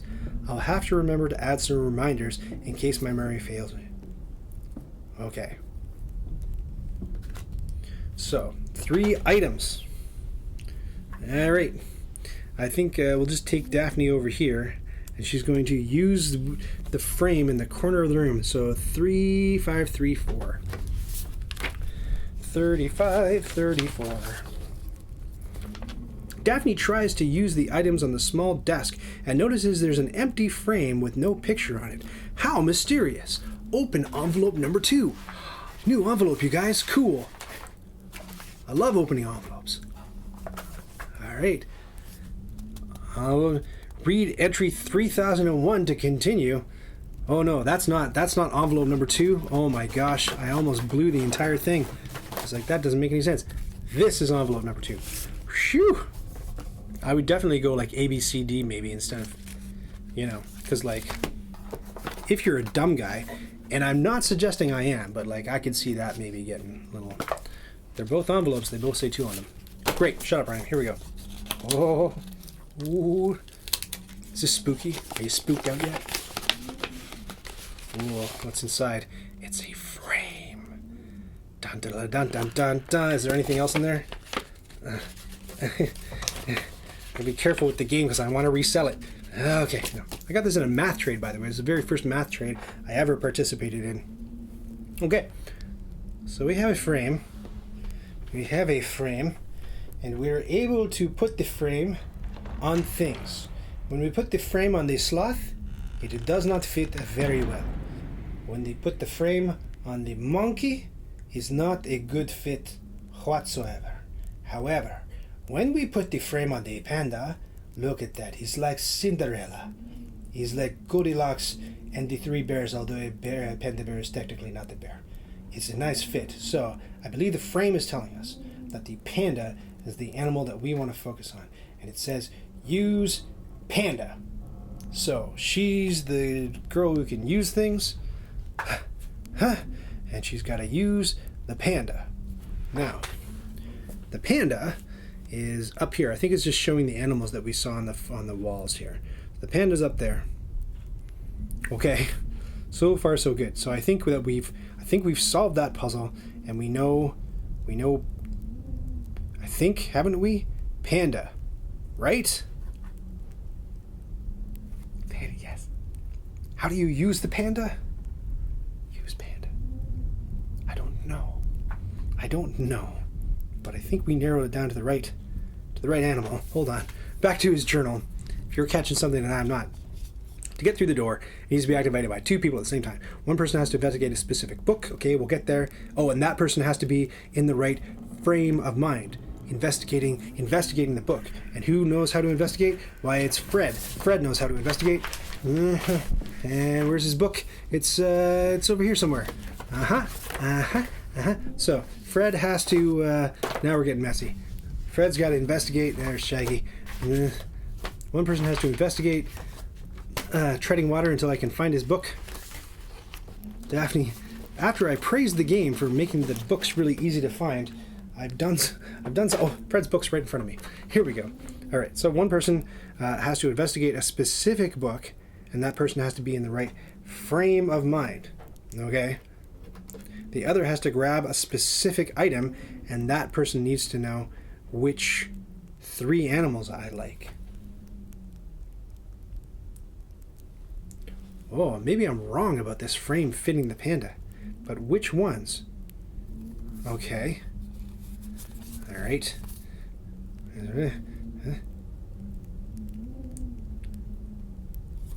Okay. So, is he allowed to investigate the book? Again, what happens when Fred investigates the bookshelf? 5323. Fred notices that some of the books seem to be fake and part of a mechanism. Don't touch those books until we know which one is the correct book. I don't want to set off a trap. Well, we know that the correct book is it involves a panda. Hold on. Let's make Shaggy eat the door. That's clearly what we're supposed to do next. So 21, 23, Shaggy's going to eat the door. 21, 23. This will be the solution, friends. 21, 23. Like, the only time I'd eat a door is if it was a jar. A jar of jelly! Blah! Exclaimed Shaggy. Oh, Shaggy. You cut up. That's why we keep you around, really. It's for your sense of humor, because that really, in a stressful situation when there's a ghost tormenting everybody, that's all we need, Shaggy. Great. Slide the frame under the door. Use the frame on the books somehow. Slide the frame under the door. I agree. It seems like they need the frame on the other side of the room, but is there a number for the frame? Like, I don't know how we would address it. You know what I'm saying? Secret envelope number 1, and I hope we're not I really hope that this was all put away properly and we're not missing anything that was supposed to be in secret envelope number 2. So there's no number on secret envelope number 2. There's this frame. The frame clearly matches up with the panda, but you wouldn't have to, like, I wonder, would you need to have eliminated everything in order to match the frame to the panda? You know what I'm saying? I think we can take all these off for the moment, because what else does the frame fit? The frame fits the squirrel. It says blue. The frame fits the goat, and it says investigate a goat. Is it down to color? Let's match. Maybe that's it. So maybe that's like dark green, that's pale green. 5 is like a dark blue. 7 is a purple. And they all have different colored backgrounds, so I'm guessing that's what we got to do. So I think we've narrowed it down to. But what's the number code? Oh no, but he do these colors match what's on the books? There's a light green on the sloth, kind of like a gross green on the goat. Is there a blue? Nobody really has that color blue. Maybe I'm barking up the wrong tree here. There's no purple. The panda is kind of like... Nah, it might be a stretch. The panda is like that green, if anything. So... All right. Can she use anything that she hasn't used yet? She used this. She got the frame. She used that. I'm going to read her thing again. 53. Oh, sorry. 34. 34. Make sure I didn't miss anything. 34. Daphne looks at all the pictures. I bet there's a clue that Lord Fairmont hung on the walls in the gallery. Yes, I bet so too. We've got 3 animals. We know what his 3 favorite animals are.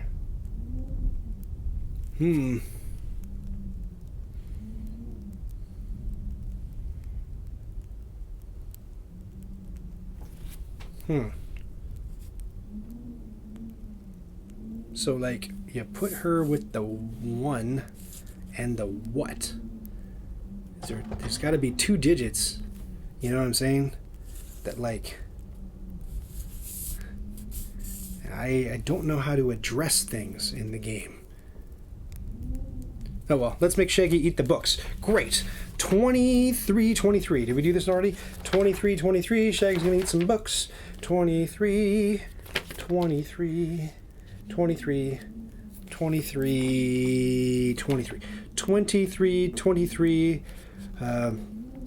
Oh God. Here comes another zinger from Shaggy. Prepare yourselves. I'd rather be well-fed than well-read, Jokes Shaggy. Oh, Shaggy, you absolute high school dropout of a stoner. Hilarious. So that's no good. So Shaggy, I think, has tried to eat everything by now. Didn't he rummage through here? He looked for snacks. Shaggy's pretty useless to us. Fred, I believe, has investigated everything. I just don't know how to combine anything with these single digits. Maybe, like, the whole animal puzzle is just, like, preparing us. Okay, we got the animals. Cool. So we know. But, like, likewise, I don't know how to... Oh!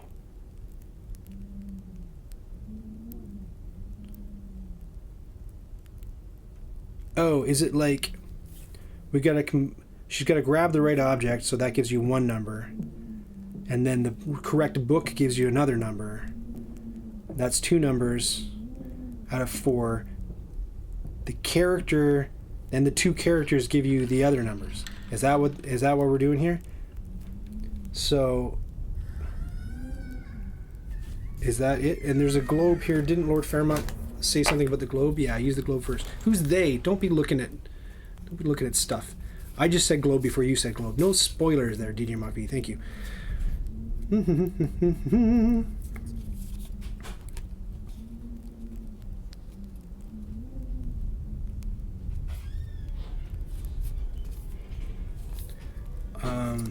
Yeah, where did I see him say something about a globe?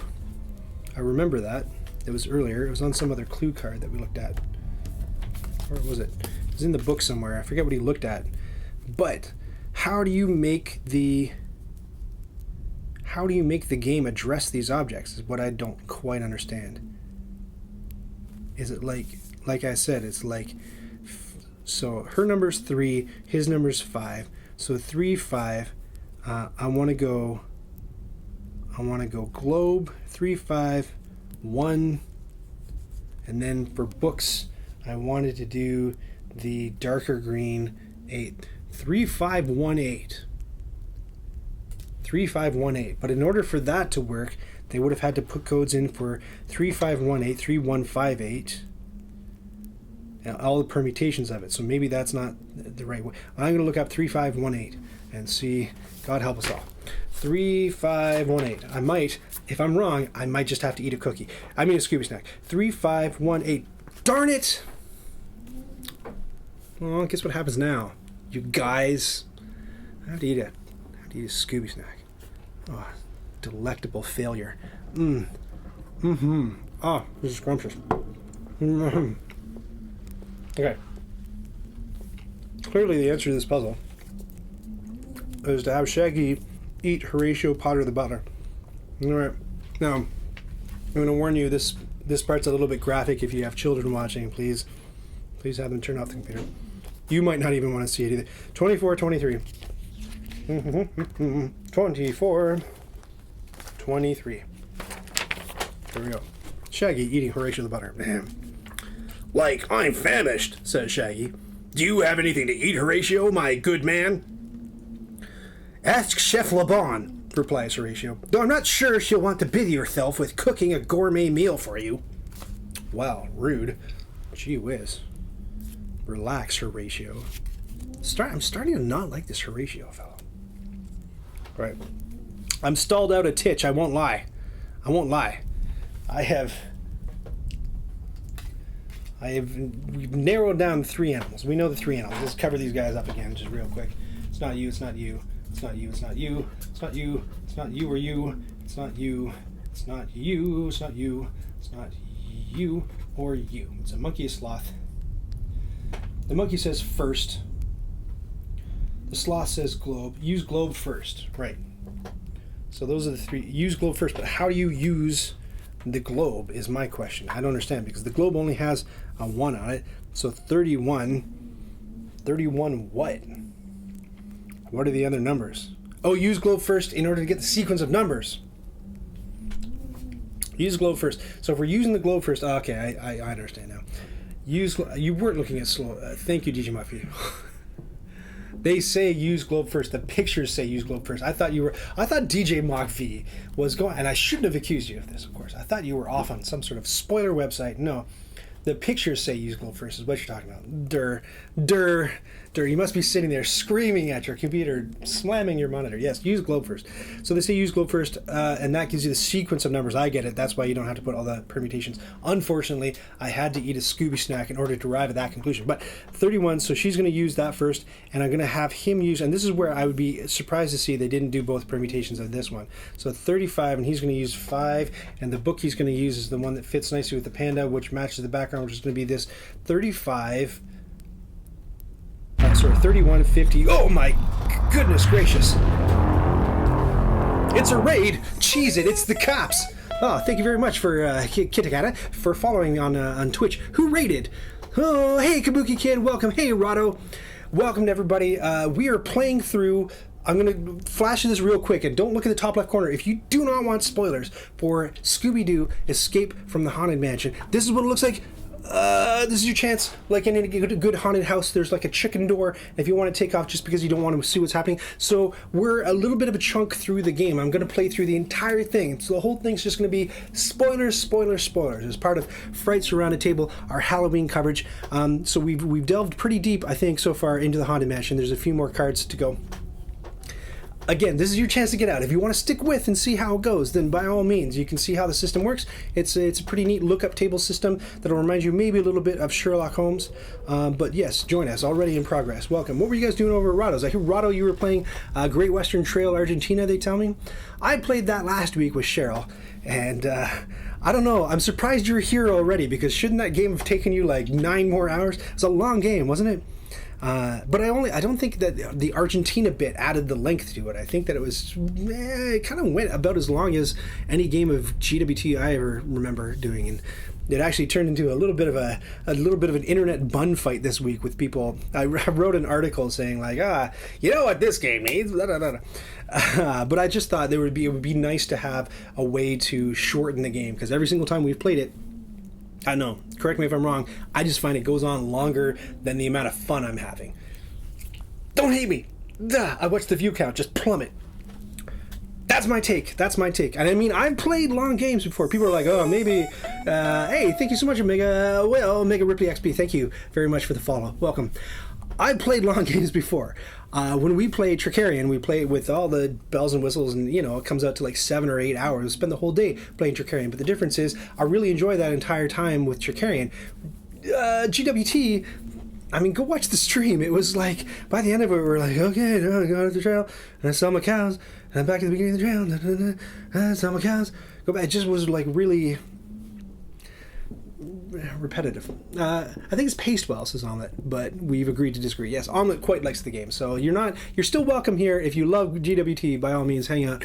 As what makes the horse races, if we all liked exactly the same stuff, the world would be boring. I agree. The weirdest reaction that I got to writing that article, which I thought was interesting, the weirdest reaction, and it came from a couple of people, and I thought it was just bizarre, was a couple of people saw that I was critical of part of the experience of the game, and they said, well, And I picture it, and this is the position they took.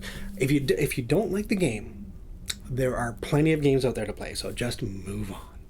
I thought that's a really weird thing to say to somebody who is kind of like making it their gig to critique things, right? Like, I'm no Roger Ebert, but I don't know, and the man's dead now, God rest his soul, but I don't think that anybody thinking clearly would go up to Roger Ebert and say, like, listen, if you didn't like Joe versus the volcano, there are plenty other movies. Please move on, because it's like this is what he's doing. He's doing criticism.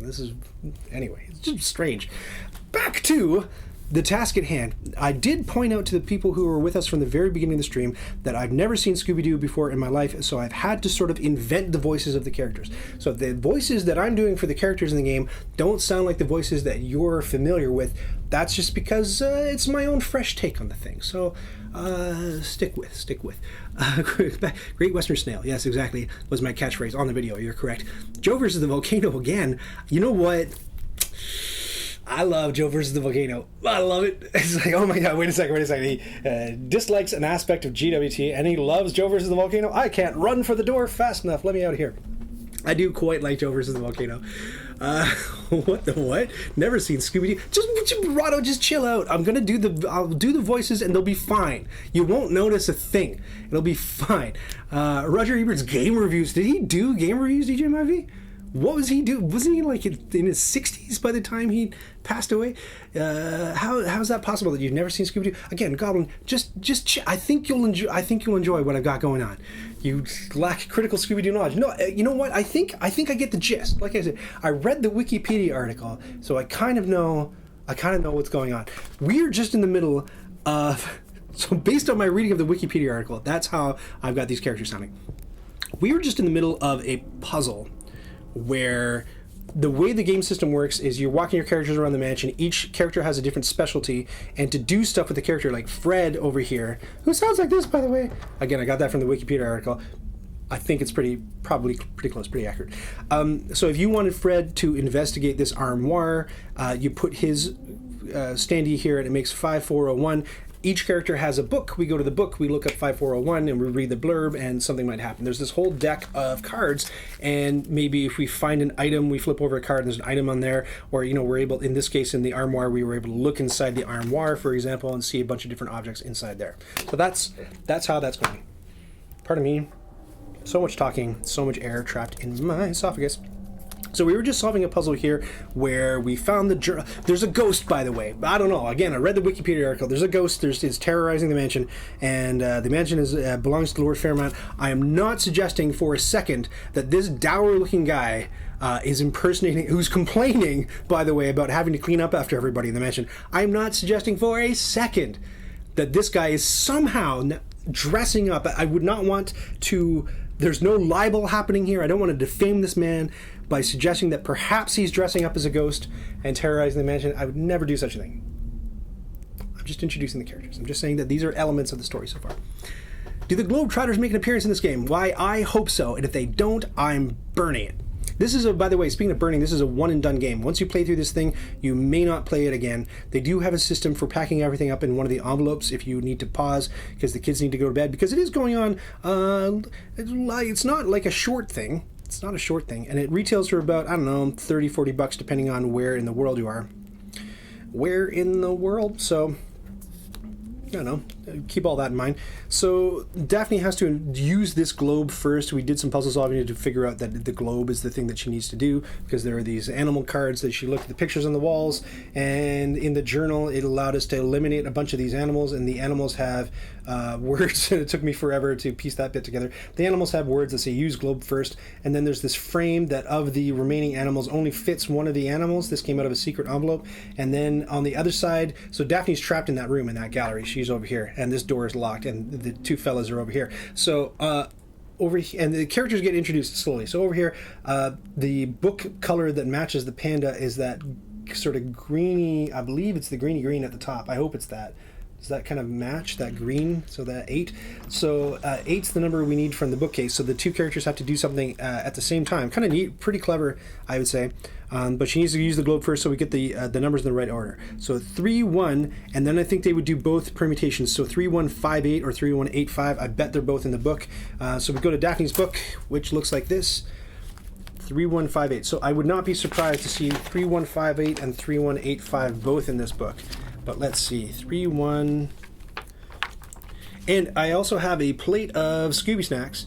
And the way that the game works is if you ever look something up and it's not in the book or you use a wrong code, you have to eat have to eat a Scooby snack, which is like a point. So you've lost a point. So if you're familiar with Sherlock Holmes, you'll know what's going on. 3158. Here we go. Daphne uses the globe and Fred investigates the green book, but there's no effect. Did Fred choose the wrong book? Oh no! Oh no! Oh no! I have to eat a Scooby snack. Drat.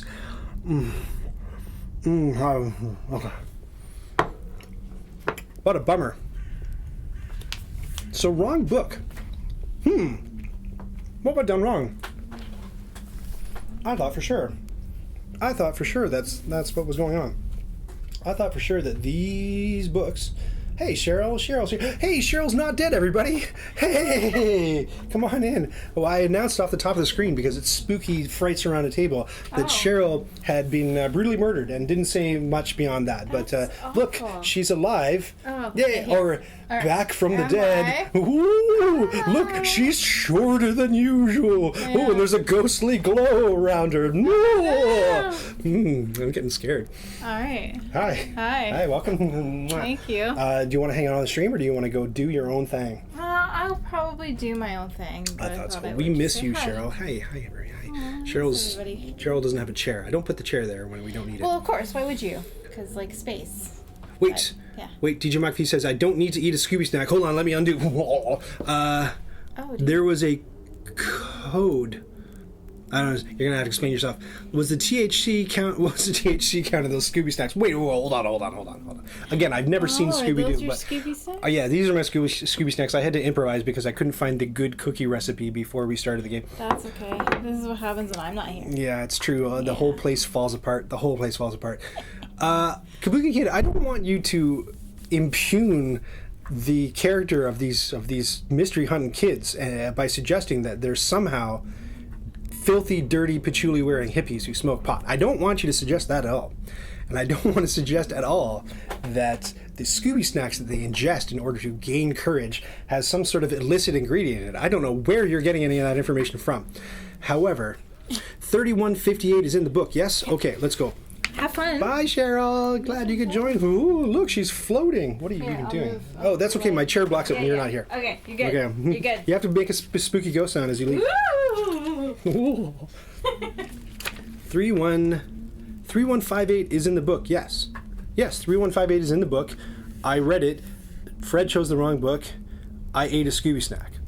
So it's pretty. Oh, game designer says hello. That's pretty clear to me. I messed up and I got the wrong book. So I have to reinvestigate this book situation over here. I thought that Daphne... What else are we seeing on these books other than, like, it's a color matching thing? Is it the other color? Is it supposed to be the other green? That would be pretty lousy.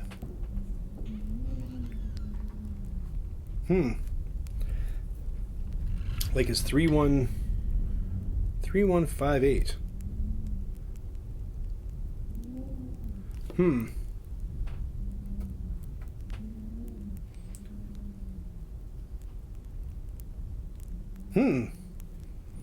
Tell me if you're seeing something that I'm not seeing. Maybe that sloth is that green color. Maybe I got the wrong color for the panda. Maybe it's that yellowy green color for the panda. But I think I might be... No, it might be barking up the wrong tree here with colors. But that's the only other thing I see about these books is that they have colors. You know what I'm saying?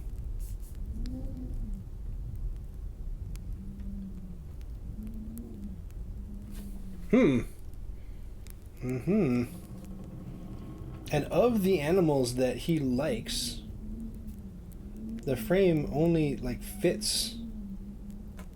It only fits the panda. There's no black and white book.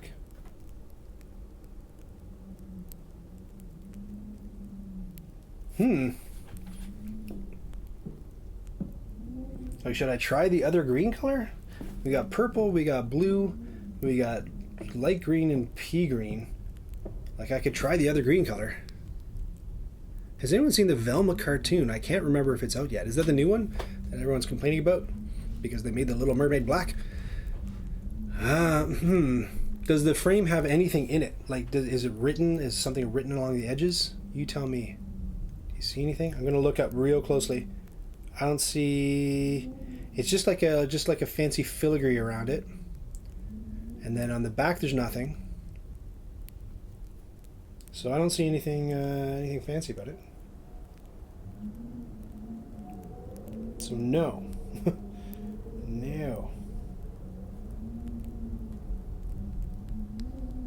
Although for this thing to work the way that I'm thinking it should, I would think that like most of the frames would be similar, or more of them would be this shape, so that you're able to, you have to know the three animals in order to narrow it down and then eliminate it using the frame. You know what I'm saying? Use globe first. Are we wrong? Is it not the panda? It has to be the panda. No bushy tails. I think it's the panda. Still think it's the panda. I should get making dinner, says Kabuki Kid. Staying out too long. Ciao. I'll bye, Kabuki Kid. Thanks for joining us. I know, this is riveting stuff here, watching Ryan trying to solve a puzzle.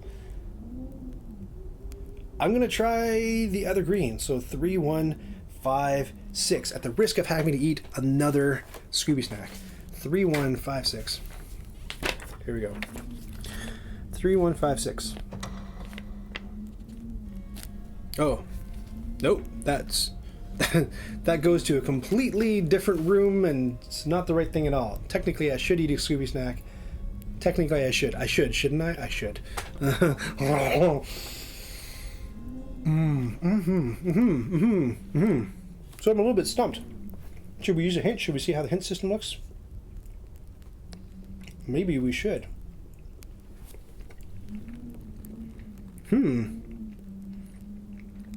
It's definitely 3, 1, 5 something. I mean, we eliminated 2 out of the 4. Well, let's see what the hint system looks like.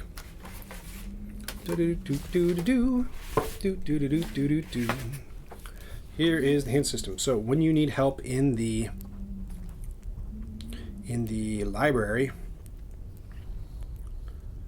gallery, hint 1, 2250. Hint 1, 2250. Who's got book number 2? It's now just a mess of books. 2250. 2250.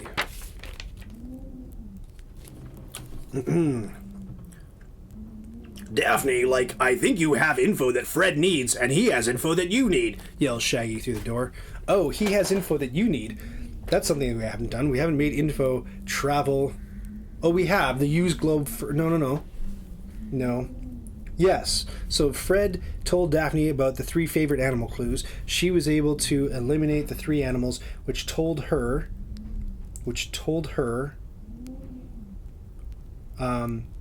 use globe first. She gave him the what? What info did she give him? She has the frame. She's able to put... Maybe... Hold on. Maybe we'll try using the frame on everything it fits. So let's see that instead. So let's try that. Okay, I'm on to something now. Oh boy. Okay, so it doesn't fit the lion. It does fit the ostrich. Or sorry, the ostrich. The squirrel. The squirrel says blue. No. Yes, goat. Investigate. Blue. And then maybe it doesn't fit this. Investigate blue. Maybe it doesn't fit the panda at all. Maybe that's just a... Investigate blue. Is there a third word in there? Let's say no. Investigate blue. So that means 5. So that means... Alright. So that means 3, 1, 5, 5. Okay, I think we did it. 3, 1, 5, 5. Here we go. Whew. Once again, I've invented the voices. As Daphne uses the globe and Fred investigates the blue book, the sound of gears and clockwork fills the library. Suddenly, the bookcase on the eastern wall of the library swings open to reveal the kitchen. Like, I'll take food over books any day of the week, says Shaggy as he follows his nose towards the smell of baked goods and nimbly slides through the opening. At the same time, the door from the gallery unlocks and Daphne opens it to rejoin her friends. Daphne, thank goodness you're safe. Scooby and Velma are missing as well, explains Fred. I think I found one of them, calls Shaggy from the kitchen, where Scooby Doo has just greeted him with a welcoming lick on the face. Like, cut that out, Scooby, old buddy, old pal. I'm happy to see you too, but we need to find Velma. The gang all enter the kitchen and see Chef Le Bon whipping up some cookie batter next to the kitchen counter. All right, so we're going to add map tile number 5 to the east of the library.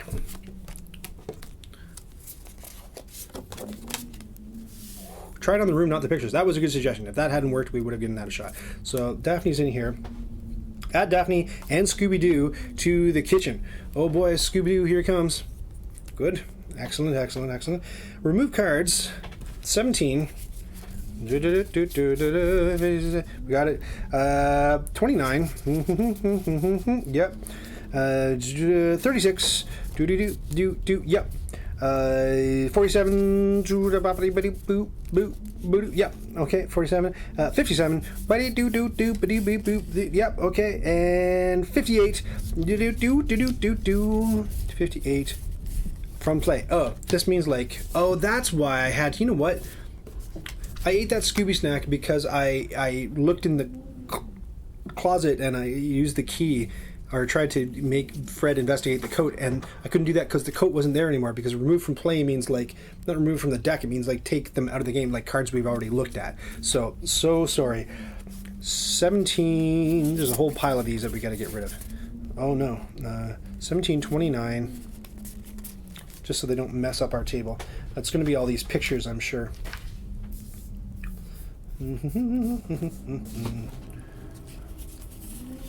17, gone. 29. Whew, what a mess. Is it these ones? Those are the 40s. So I guess the... so that's how they make it so that they didn't have to write descriptions of absolutely everything for every single permutation of every character interacting with objects. It's just get them out of the game, which I think is what I neglected to do earlier in the game, which is why I was angry that he was able to look at the coat. Not angry, I wasn't angry. Just disappointed that I lost a point. So I'm up a point. I'm not going to lose that point. Forget about it. So the bookcase is still in here, apparently.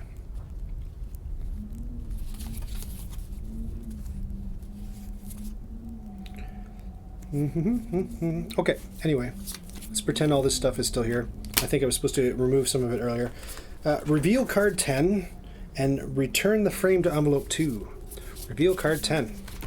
Oh my gosh, it's Chef Le Bon. Chef Le Bon.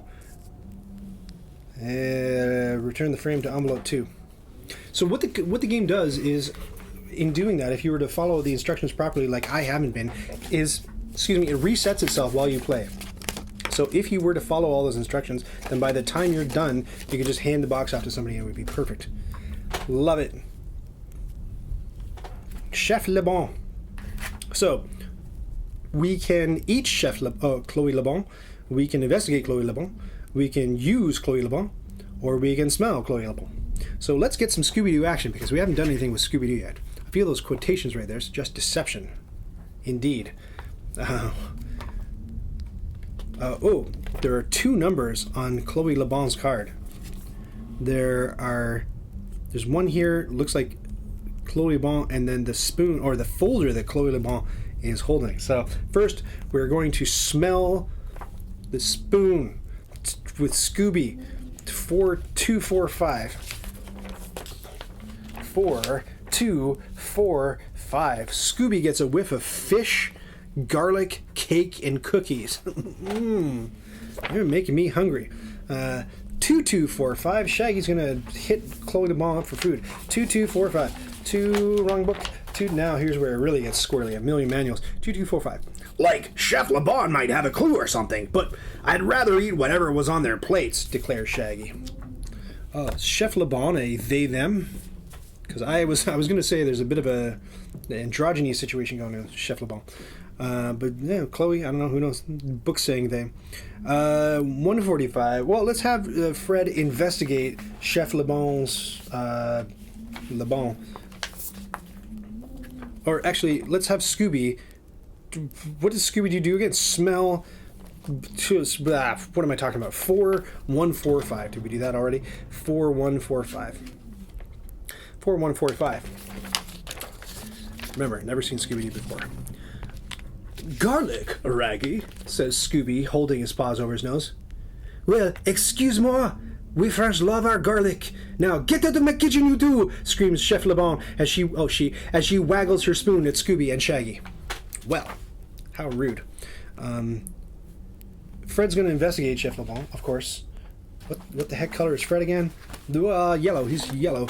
5145. 5145. 5145. Oh, mon Dieu! Exclaims Chef LeBon. A wiggle Chef LeBon who's talking. I've been alone here with this animal, she says, pointing at Scooby with disgust. Please, leave my kitchen immediately. I cannot work in such unsanitary conditions. We have a few questions first, says Fred. What happened when the lights went out?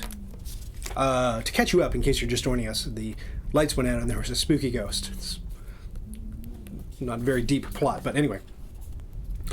I was here in my kitchen baking cookies as per the instructions of his lordship. He would often change how he wanted me to lay out the cookies on the tray, always in a 4x4 grid. Lord Fairmont told me that this was to help him remember a code for a door, but I don't know which one. Even though he's been gone, I put out cake for him at every meal. He just loves chocolate. She sniffs as she dabs the corners of her eyes with a handkerchief. Now, please, leave me alone. I have to put these cookies in the oven, she says, dismissing the gang with a wave. I don't know about you, but I smell a cookie puzzle coming up. Great. Fred is also going to investigate what Chef LeBon is holding. So, 5245. 5245. I'm soon to bed, says DJ Bugbee. I can't believe I'm not rooting you to the spot with this powerhouse performance. 5245. Fred manages to sneak a peek at the folder Chef LeBon is carrying while she's distracted. He ponders. Was everything sitting where they were supposed to that night? Was everyone, sitting where they were supposed to. Reveal card 42. Fred's found a clue. 42. Oh my gosh, look at this. Look at this. My goodness. Chef LeBon, Horatio, Lord Fairmont, Mr. Benson, Ms. Green. Fascinating. You know what? I think that, not that I'm not having fun, but I think that, tell me in chat, do you want to keep going? Or do you feel that you've seen what this system can do? And you feel that if you wanted to, you could go check out the Goonies Escape with One-Eyed Willie's Rich Stuff, or you go check out The Shining and find out why people rated it a 4.3 on BoardGameGeek. Something must have gone terribly wrong in that game. But it's the same designers and the same system. It's the Coded Chronicles system, this series from USAopoly. I've got a link in there if you wanted to buy the game. If you wanted to sort of browse other escape games in a box, there's a link there to take you to LawQuest so you can investigate other stuff that's sort of along these lines. I have one other escape game in my collection. If you like seeing me play escape games on the stream, I'd love to hear it. Now, I will give you my opinions of this thing. Because I do have... Is it pamplemousse? I want to call it pamplemousse, but I don't think it is. Ananas, it's some sort of fruit or vegetable in French. Pamplemousse, isn't it? Tell me, it's pamplemousse. And they do the whole, reveal a code thing with the red thing, and you have to look at the... Anyway, it's another adventure game / escape game in a box. What do I think about this? I think it's pretty neat. I think the system was pretty cool. I worried that it was going to get a little bit hairy flipping through all the different rule books, and now that we're kind of in a place where that's happening. But I thought that the designers were very smart to keep it very simple at first, and it's just like you just get one character and one room and a couple of things to look at. And if you weren't here from the beginning, they had 2 objects. And I promised that this part would be spoiler free, so I'm going to swipe everything so nobody can see anything that's happening in the game. All right, spoiler free. Here we go. From the top, I thought the system was very, very cool. I thought it was neat that they kept it simple so that you're not overwhelmed with stuff and flipping through a million books. We're at the point now. I don't know if we're at the midpoint. 1, 2, 3. No, there's still 1, 2, 3, 4, 5, 6, 7, 8, 9. There's 10 other cards to go through, and there's a save system. So it's definitely a meatier game than I thought it would. The puzzles are more interesting than I thought they would be. They definitely stumped me in a couple of places, and not because I thought that they were unfair, but more because I thought I was dumb, which is, I mean, that's great for a puzzle. But you know, when you get it and you get that aha moment, it's like, hooray, that's pretty cool. And again, like with streaming, and I've said this before with streaming, but like you're only really devoting half of your brain to the game, and the other half is making sure that you're switching camera angles and making sure to pay attention to the people in chat. That's why a game of Great Western Trail can go on for 5 hours, for example. I'm just saying, maybe I could have done a little bit better if I was just kind of on my own. But as far as like 2 big puzzles that we solved, they definitely did sort of ramp up in difficulty. The second one was more challenging than the first. I think that the series of hidden envelopes, the 5 different hidden envelopes, is cool. I didn't know what I was going to be pulling out of there. That was pretty neat. Is it worth 30 odd bucks, 30, 40 bucks in order to have like a one and done experience? Well, like I say, at my escape game that I had in Toronto, like a single ticket will cost you 30 bucks. So everybody, you know, and the game was like an 8-player game or something like that, 8 or 10-player game, 12 players. We went up to 12 players. You could ding like everybody for 30 bucks. So it's a much more cost-effective way of playing a game like this. But again, for 30 bucks, you could buy, for example, the third Secret of Monkey Island game that was just released. I know there are others, but they don't count. So, and that, you know, will get you hours and hours of fun, but more single-player fun than multiplayer fun. I think one of the joys here is that you can play it with multiple players, and each person takes a character. So it's like if you're playing with your kids and your 8-year-old does a really mean Scooby Doo impression, like I do, you can pass the book to that kid and say like, go, Scooby's gonna smell this. Or like, you know, the kid would be like, oh, I'm playing Daphne, can I use this object, you know? So everybody has their part to play. It's a little bit of a 3-ring circus when you're doing it as a solo person, but it's still quite manageable, still quite doable. And it's the kind of thing where I think like after the streaming camera stopped rolling, I think I would go and sit and try to get through the rest of this thing, if only because I want more space on my shelves and I want to pass it on. The hint system seemed to work, and it got me unstuck, and the Scooby Snack system is smart. It seems like it's kind of like a borrowed thing from Sherlock Holmes. So just to catch you up, like if you ever punch in a code and it's like the wrong code, or you do the wrong thing, or you try to look something up, and one of them was my mistake because I wasn't following the instructions carefully enough, but if you try to look something up and it doesn't work, then you got to eat a Scooby Snack, and that sort of diminishes your points. Neat system. I thought it was neat. What do you guys think? Also, here, let me catch up with chat. What does the game designer say? The game designer, who, it should come as no surprise, is a game designer. 5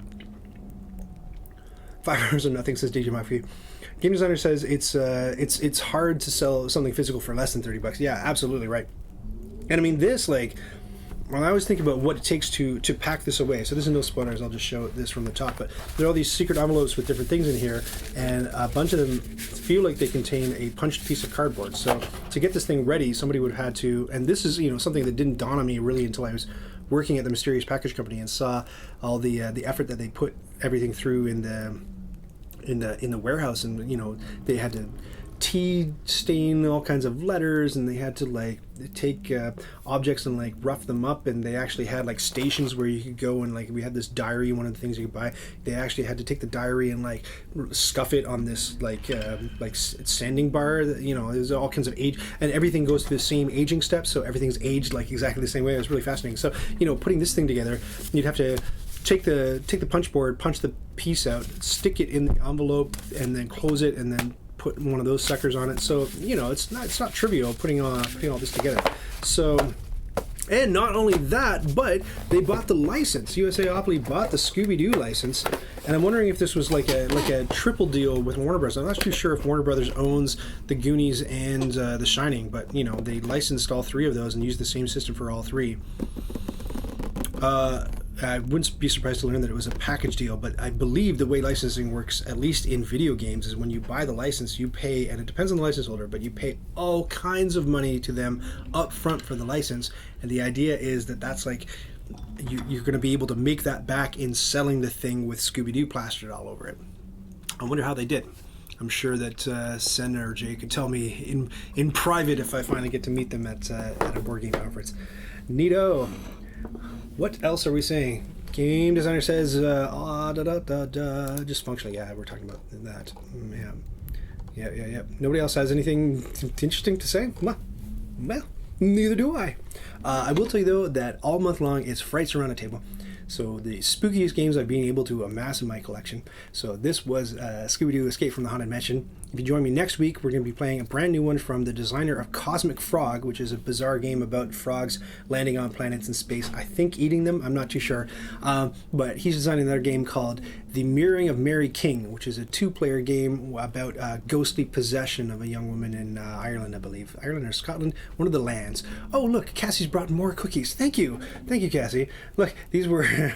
this is the missing cookie recipe that I wanted all day long. Is this the missing cookie recipe? Oh, yummy. Thank you. Yeah. Like I said, the stream straddles dinner time, so I get a little bit peckish. I know, I used the bad cookies. I pretended like these were delicious the entire time. These are the Pillsbury ones. They're not that great. This is where it's at. Thanks, guys. Following The Mirroring of Mary King, we're going to be playing Mansions of Madness 2nd Edition, Cheryl and I. Hopefully Cheryl and me. And that's an app-assisted game. It's another kind of, well, I shouldn't say it's another. It's more of like a dungeon crawl. And it also takes place in a mansion, but it's a different style of game for sure. And, or is it a different style of game? I don't know. I'll have to play it. I think there's more combat kind of thing. It's more of a dungeon crawl. But I think there might be some puzzles in it. And I think there's some random events. I don't know. We'll see. We'll find out. I've never played it. I spent a lot of money on it, and I've never touched it. And then following that, hopefully, if it reaches me in time, I don't have the game yet, but that's why I scheduled Psychic Pizza Deliverers Go to the Ghost Town at the end of the month. And that's I don't want to say one versus many, but one person kind of plays a dungeon master and lays out a map, and the other players are fumbling their way around that map completely blind. They're trying to find ghost pizza to deliver it to the right house and be the first player to do that. It's kind of neat. I played it when I was at Gen Con. It was cool. So come and check that out at the end of the month. If you want to see last year's Frights Around the Table festivities, you can watch me and Omelette playing Wingspan with a spooky fall background. I don't know, it didn't really work that well. And if you really want to see the fail hour, then you watch last year's playthrough of 1313 Dead End Drive, which went catastrophically bad. The whole time I had a copy of Maracaibo in shrink off to the side in case anything went so terribly wrong during the stream, and I would constantly threaten, okay, we can always unbox Maracaibo. Well, that stream was a stream that we finally had to unbox Maracaibo because things went so catastrophically wrong. It's a 1313 Dead End Drive is this game with hidden information. I think I'm missing some of your comments here. It's a game with hidden information, and I was trying to play it with stream, so you guys were controlling some characters, I was controlling some characters. I switched to the wrong camera at the wrong time, and I saw chat's cards, and that kind of like blew the whole game, and so we had to put the kibosh on it and just unbox Maracaibo. But I mean, that was fun too. So if you want to see me freak out and totally wreck the stream, then you can go back and check out last year's 1313 Dead End Drive. Maybe we'll try playing 1313 Dead End Drive again this year. I don't know. It didn't draw a lot of eyeballs. I don't think people were too excited about it, but anyway. Alex, great run through. Thanks. Oh, thanks, Railing Kill. Thanks for joining us. The Shining was distributed by Warner Brothers. Distributed by Warner Brothers. Oh yeah, so it is a Warner Brothers property. Yeah. So yeah, it sounds like they got a licensing deal, like a triple deal, like pick 3 things. One of them Scooby Doo, and then here take 2 that people might not be as interested in. I don't know. So there's the Warner Brothers logo on the Scooby Doo one, as we know, because they bought Hanna-Barbera. Yeah, as was Goonies. That's also Warner Brothers. There you go. Okay, it's a clue. So definitely a bundle deal for those. Yeah, I think so. A licensing bundle deal for them. I wonder if they made their money back. I don't know. Did you buy it? Would you buy it? I don't know. Let me know in the chats or in the comments. I think I'm going to sign off now. I've got multiple plates of cookies to entertain myself. Scrumptious. Remember to like, follow, subscribe, all that jazz. We won't, you guys want to raid somebody? I know that Chris Goodlet was, he has his own spooky thing going on. The charity boo streamer, I think he's calling his thing. He'd buy the Shining one. The Shining one, DJ McVie, is the one with the bad reviews. I'm kind of dying to know why, but I don't want it to... I kind of want to play it, you know what I mean? I don't want it to wreck the game for me, finding out why it got... I think it's got like a 4.3 on BoardGameGeek, which, I mean, the BoardGameGeek scores, I don't know, they don't always mean something. But I think with this kind of game, they do. And I think that the Exit series, that's by, of all people, Inca and Marcus Brand, they're a team that developed, they designed the Village and the two-player version of Orleans and a bunch of other games. I was surprised to see that they were at the helm of, I believe it's the Exit series, and some of those, you go on BoardGameGeek and like the scores are all over the place, right? Like they're not consistent at all, and I think it's just because with some of them, no doubt, some puzzle, like a bunch of people flopped on it and got mad and called it the game's problem. Or thought it's usually because people think that the puzzle is like so obscure or opaque that there was no way they could have ever solved it, probably. So I suspect without knowing more, I suspect that's what happened with The Shining. Bad parts and unsolvable, Davo? Do you have that on good authority, or are you just guessing? Tell me what you're thinking. Night game designer. You buy it just for the box. Well, okay. That's what we call disposable income. Do we have anybody queued up for a raid? Let's go say hi to somebody. Who's queued up for a raid? I'm going to check it. Is there somebody in there? There's nobody in there. Well, let's go take a look. They're issuing replacement parts. Oh, so they botched it. They didn't stick the landing. Is that what the problem is? Well, yeah, that is a big problem. If your game's unsolvable, you don't want that at all. Let me just quickly, let's get rid of the spooky stuff. Ooh, now it's so silent. Let me just go to Twitch and see who's on the board game streams. Twitch.tv. If you have suggestions for anybody we should raid, let me know. I'm also going to pioneer a new format next month, and it's going to be very exciting, and I hope you can join me for it. I will say no more. Who's streaming? Panda's streaming. Panda 8 Angel. Or Panda Angel, sorry. Let's go to the... Let's go to the board game section. Somebody's streaming Halloween Patchwork. Who's that? Games of Fire is streaming Halloween Patchwork. That's just patchwork with a Halloween skin. And it's digital, too. Hold on. You guys recommend anybody? I got the Lord of the Rings Exit game. Yeah, that's by Tens of Cosmos, yeah? One puzzle was impossible. The solution said there were 3 things, but there were only 2. I got a card. Huh, do you think they botched that as well? Do you think they messed it up? Because that was a fairly new one. I remember talking to Tens of Cosmos about that at Gen Con, and they said it was selling very well for them. I've never I don't know what it... Physical copy. Sorry, let's mute that. that was Games of Fire talking in the background there. Yeah, that's a bummer. You don't want that to happen. So I would, if you're interested in these things, definitely check the reviews on them. As he madly tries to find the board game section of Twitch. Why can't I find it? Browse. Categories. Board games. There we go. Who's doing stuff? We got Halloween Patchwork. We got the Spill. Panda Angels playing the Spill. I don't know. We got some Terra Mystica going on. Digital Terra Mystica. What do you guys want to play? X-Wing Miniatures. Extreme Makeover. I don't know what's happening there. Terraforming Mars. Terraforming Mars. Girls Game 2. Terraforming Mars. Why don't we do that? Girls Game 2. I have never checked them out, but let's see. So, raid Girls Game 2. Excuse me. Remember when we raid to be ultra respectful and polite and kick over some furniture while we're there. Thank you very much for joining me, and I'll catch you in the next spooky stream for Frights Around the Table next week, which is going to be Mirroring of Mary King. Catch you then in 3, 2, 1. Here we go. Thanks, everybody.